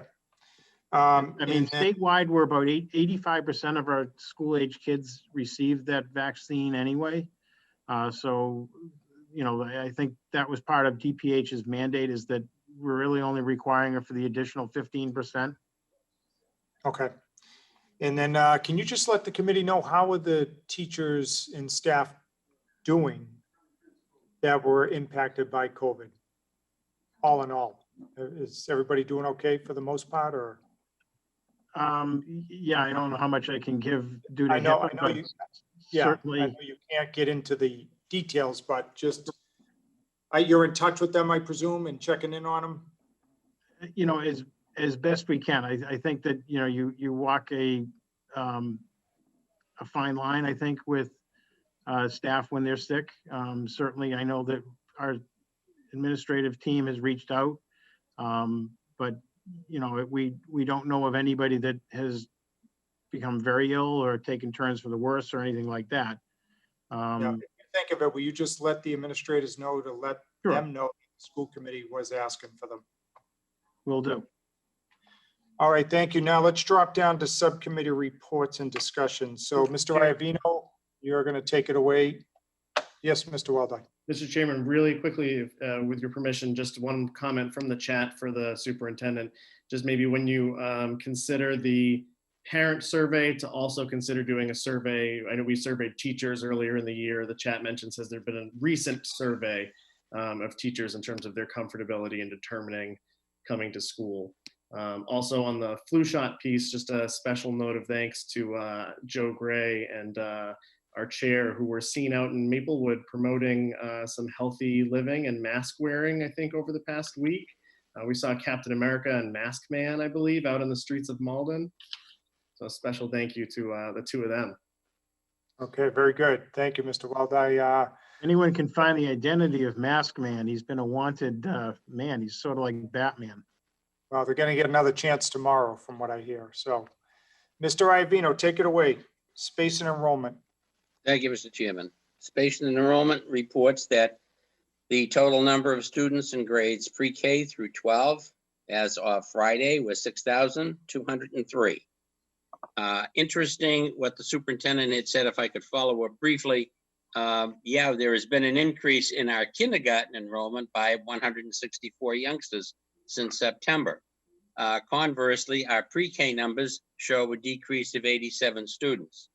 But when you go down grades 1 through 12, the numbers are basically, they haven't changed. For example, grade 1, we're down 4 students. Grade 2, the enrollment's the same. Grade 3 down 4, grade 4 up 8, grade 5 up 9, grade 6 down 5, grade 7 up 2. So basically, we're basically the same. The only exceptions pre-K and K. I've reached out to Mrs. Federico about the number of applications still needing to be completed. She said she would get back to me tomorrow. Very good. Any questions? Mr. Waldeck. Just really quickly, Mr. I, can you say that the number we're up kindergarten again? Kindergarten, we've gone in, I started on September the 4th because for the first week, there would be so many ins and outs. So I started on September the 4th. We started with 241 youngsters. As of Friday, we have 405 in the kindergarten. That to me is that's the most. 164 youngsters in. Yeah. Thank you. Oh. Thank you, Mr. All right. Chairman. Yeah, no, thank you. But Superintendent, I'm still interested in the overall number, which Mr. Iovino just said 6,203. And I think last year we were at 65 and change. Yeah, right? I did a little math if I could, Mr. Chairman. If I can find my math. Yeah, what we have in addition to the preschool, if you look at that number, excuse me, the number of preschools were 161 students less than we were in June. In kindergarten right now, we're 75 less. So that's a total of 236 fewer youngsters. Okay. If you would add that to the current enrollment of 6,203, our numbers then become 6,439, which is an increase. Again, we don't know how many applications are yet to be completed waiting to be completed at the PIC. I don't think we're going to have a huge number, but it will kick the number up. And I have spoken to Steve Ultrino, as I'm sure the superintendent has, perhaps you have. They're very well aware of the numbers and the enrollment. And maybe if they do hold us harmless this year, maybe we can bank on what we got last year, we'll get this year for Chapter 70. That would be wonderful. All right, very good. Just, we have 76 applications or registrations at the PIC right now. Is that for total, John? Total, correct. Okay, thank you. Okay, thank you. Next item, Superintendent Summative Evaluation 2019-2020. Mr. Walde. Mr. Chair, I know you had mentioned that we were hoping to gain input from the final school committee member who was not able to do so. So with permission from the members, I'd like to make a motion to postpone or motion to table until the December meeting to give that final member the ability to do so. All right, Second. is there a seconded by Mr. Iovino? All those in favor say aye. Aye. Anybody opposed to that? The ayes have it, that carries unanimously. All right, we're now down to motions and resolutions. First up, Mr. Iovino, donation in memory of Joan Greenberg. Yes, thank you, Mr. Chairman. Joan Greenberg was a member of our staff. She worked at the Early Learning Center. She passed away, unfortunately, in the early part of this month, last month, October. And there has been a memorial set up in her name. There have been 2 checks submitted, one in the amount of $100, another one in the amount of $75. And there will more than likely be several more coming in. So I would make a motion that the Malden School Committee accepts these donations in the name of the late Joan Greenberg. Second? Second. Seconded by Mr. McCarthy. Any questions, discussion? All those in favor say aye. Aye. Anybody opposed? The ayes have it, that carries unanimously. The next item is the dedication of an outdoor classroom, which I think you all know we had a terrible tragedy at the Salemwood School. But as always with the Salemwood School, they have come together to try to do something about it. So without further ado, let me segue over to Principal Van. Good evening, Mayor Christenson, Superintendent O'Terry, school committee members. Again, my name is Van Nguyen, and I'm the Salemwood principal. Thank you for allowing me to speak tonight. On Tuesday, October 20th, 2020, we lost our beloved Khalid, an 8th grade student. Khalid was a wonderful, loving, gentle, kind young man. He came to us in the 1st grade from Saudi Arabia, seeking medical treatment from our amazing Boston medical hospitals. From day one, he belonged. He was meant to be with us. We have been so lucky to know him, to be with him, to watch him grow, and to love him. Many of our students have grown up with him, so this loss not only hit us really hard, but it rocked our students' world as well.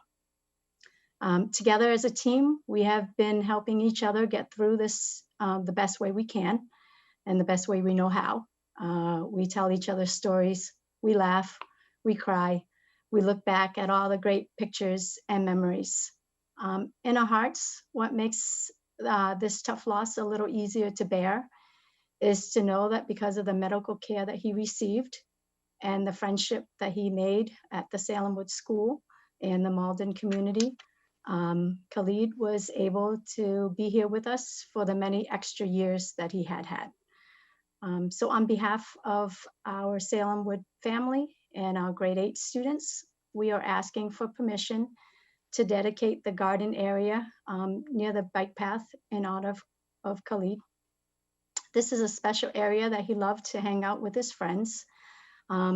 He leaves behind his parents, his older sister who is in college, his twin siblings who are currently grade 4 Salemwood students, and a 2-year-old sibling, and many, many friends. We will always cherish his beautiful smile, and we hope that you would allow us to dedicate that area that's so special to him. So thank you for your time.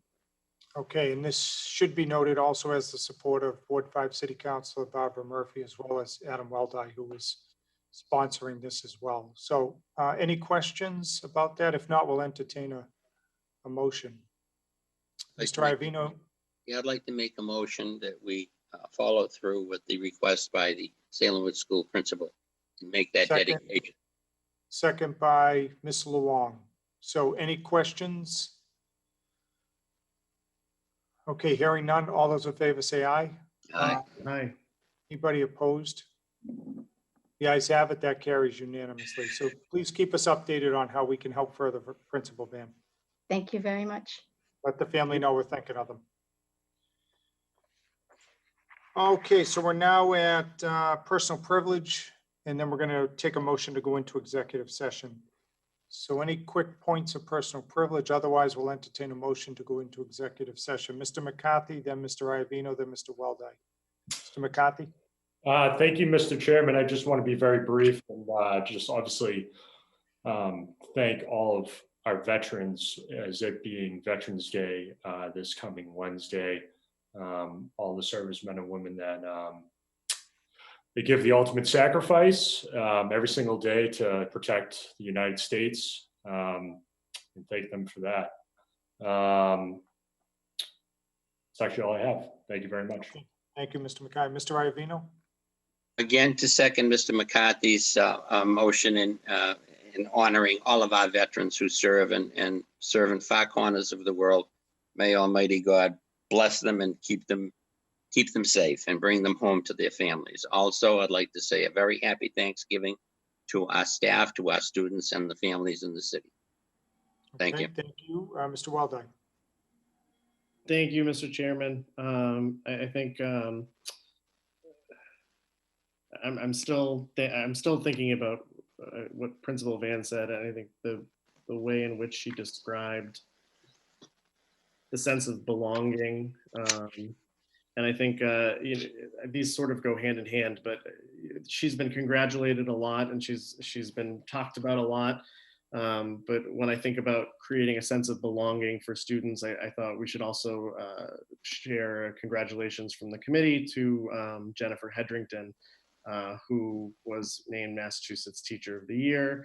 I was thinking a lot about, sort of I think the way in which, Van, you described the sense of belonging, I think is what we strive to do for all of our students. And I think you spoke about it so beautifully, and I know you embody that in your building. And I know that Jennifer has spent time with you in your building and is now at the Ferryway. And I think just a hearty congratulations to her on this honor for both her and for Malden. And I think it's very representative of who we are and what we hope to accomplish with our kids.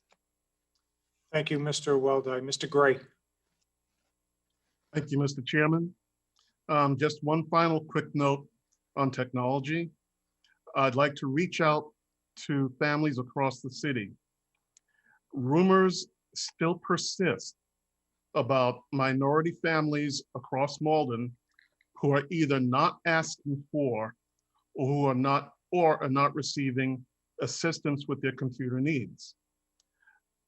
We have no way of knowing whether these rumors are true or not, but if anyone out there knows of any minority families or children who are having problems with their computer needs and they're not getting help, you can reach out to us.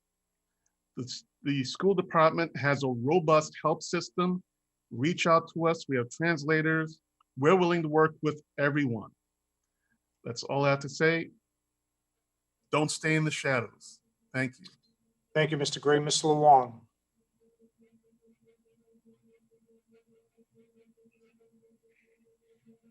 Hi, sorry, I just wanted to wish everybody a happy Thanksgiving.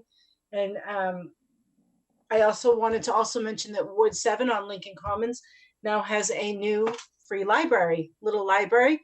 So very exciting for that, sitting on Lincoln Commons where, the former the Faulkner Library once sat. So, I encourage parents and I encourage people to come and check it out. There's lots of books in there from children to adult. And that's it. So happy Thanksgiving, everyone. Great, thank you. Anybody else? Ms. Spatafor? Thank you very much. So I'd like to actually wish our peer up here, Mr. Gray, a happy Veterans Day as our veteran that sits on the school committee board. And I'd also like to wish my own child who is serving in the Coast Guard a happy Veterans Day. I'd also like to thank my local city councilors. We had a Pumpkins on the Plaza that happened last week with Ward 3 Councilor Amanda Linehan, Ward 4 Councilor, I'm so sorry, Ryan O'Malley, Councilor at Large Debbie DiMaria, Fuji, that handed out pumpkins, and also just a quick recap on the BB dates that are coming up. We have obviously no school on Wednesday, but we also have a school council meeting on November 19th at 5 p.m. And we will be kicking off a Spirit Week on November 23rd. We will have a virtual coffee with the principal on the 24th of November at 3 p.m. Early release at 11 a.m. Preceding the Thanksgiving break. And then Q1 ends on the 25th as well, with starting off at Thanksgiving break. So thank you, everybody. Happy Veterans Day, happy Thanksgiving, and we will see you all soon. All right, thank you very much. We'll now entertain a motion to go into executive session for the purposes of collective bargaining, as well as discussing in an open meeting law complaint. Motion. Motion by Mr. Iovino, seconded by Mr. Froyo. Clerk will call the roll. Mr. Drummy, Mr. Froyo, Yes. Mr. Gray, Yes. Mr. Iovino, Yes. Ms. Luong, Yes. Mr. McCarthy, Yes. Ms. Spatafora, Yes. Mr. Waldeck, Yes. Mayor Christenson. Yes. So that carries unanimously. Mr. Waldeck, what are the instructions? All right, you know the drill. So we got an email this morning with the executive session links. You can just go to the bottom right and end this meeting, and then hop over to the next one with that link, and we'll rejoin this after executive And session. Mr. Waldeck or Superintendent, we're going to come back out to adjourn our regular meeting. Do you anticipate any votes as a result of executive session?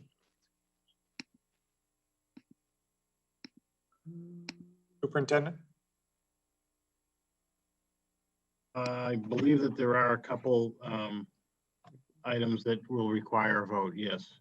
Okay, so for the public watching, we may come back out and vote on items that we are discussing in executive session. So for now, let's leave and go into executive session, then we'll come back out.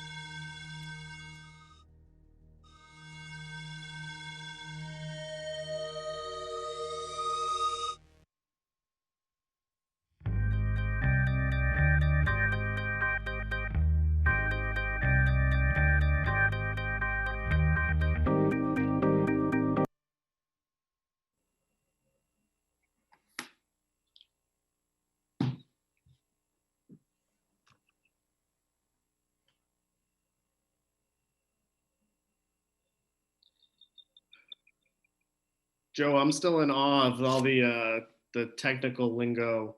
I was watching Anthony.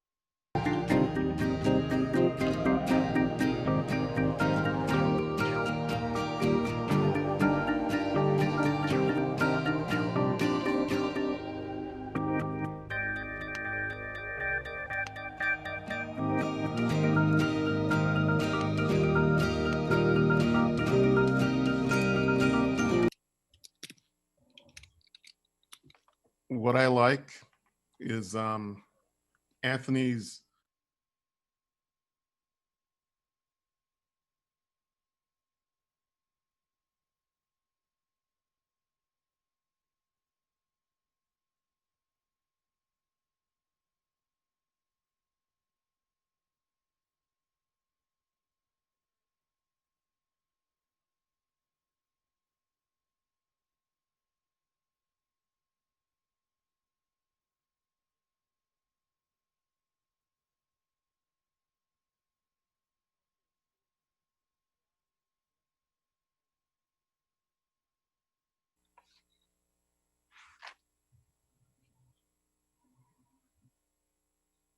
We'll entertain any motions. I'd like to make a motion, Mr. Chairman, Please. that on the memorandum of understanding, the Unit A, C members that are involuntarily transferred, or is the language that's read there, I'd like to forward that for approval. I submit that we support that as a committee. Seconded by Mr. McCarthy. All right, any questions? Hearing none, we'll have the clerk call the roll. Mr. Drummy, Mr. Froyo, Mr. Gray, yes. Mr. Iovino, Yes. Ms. Luong, Yes. Mr. McCarthy, Yes. Ms. Spatafora, Yes. Mr. Weldy, Yes. Mayor Christensen. Yes, so that carries unanimously. I will now entertain a motion to adjourn. Motion by Ms. Luong, seconded by Mr. Iovino. All those in favor say aye. Aye. Aye. Anybody opposed? Last chance. The ayes have it. School committee is hereby adjourned.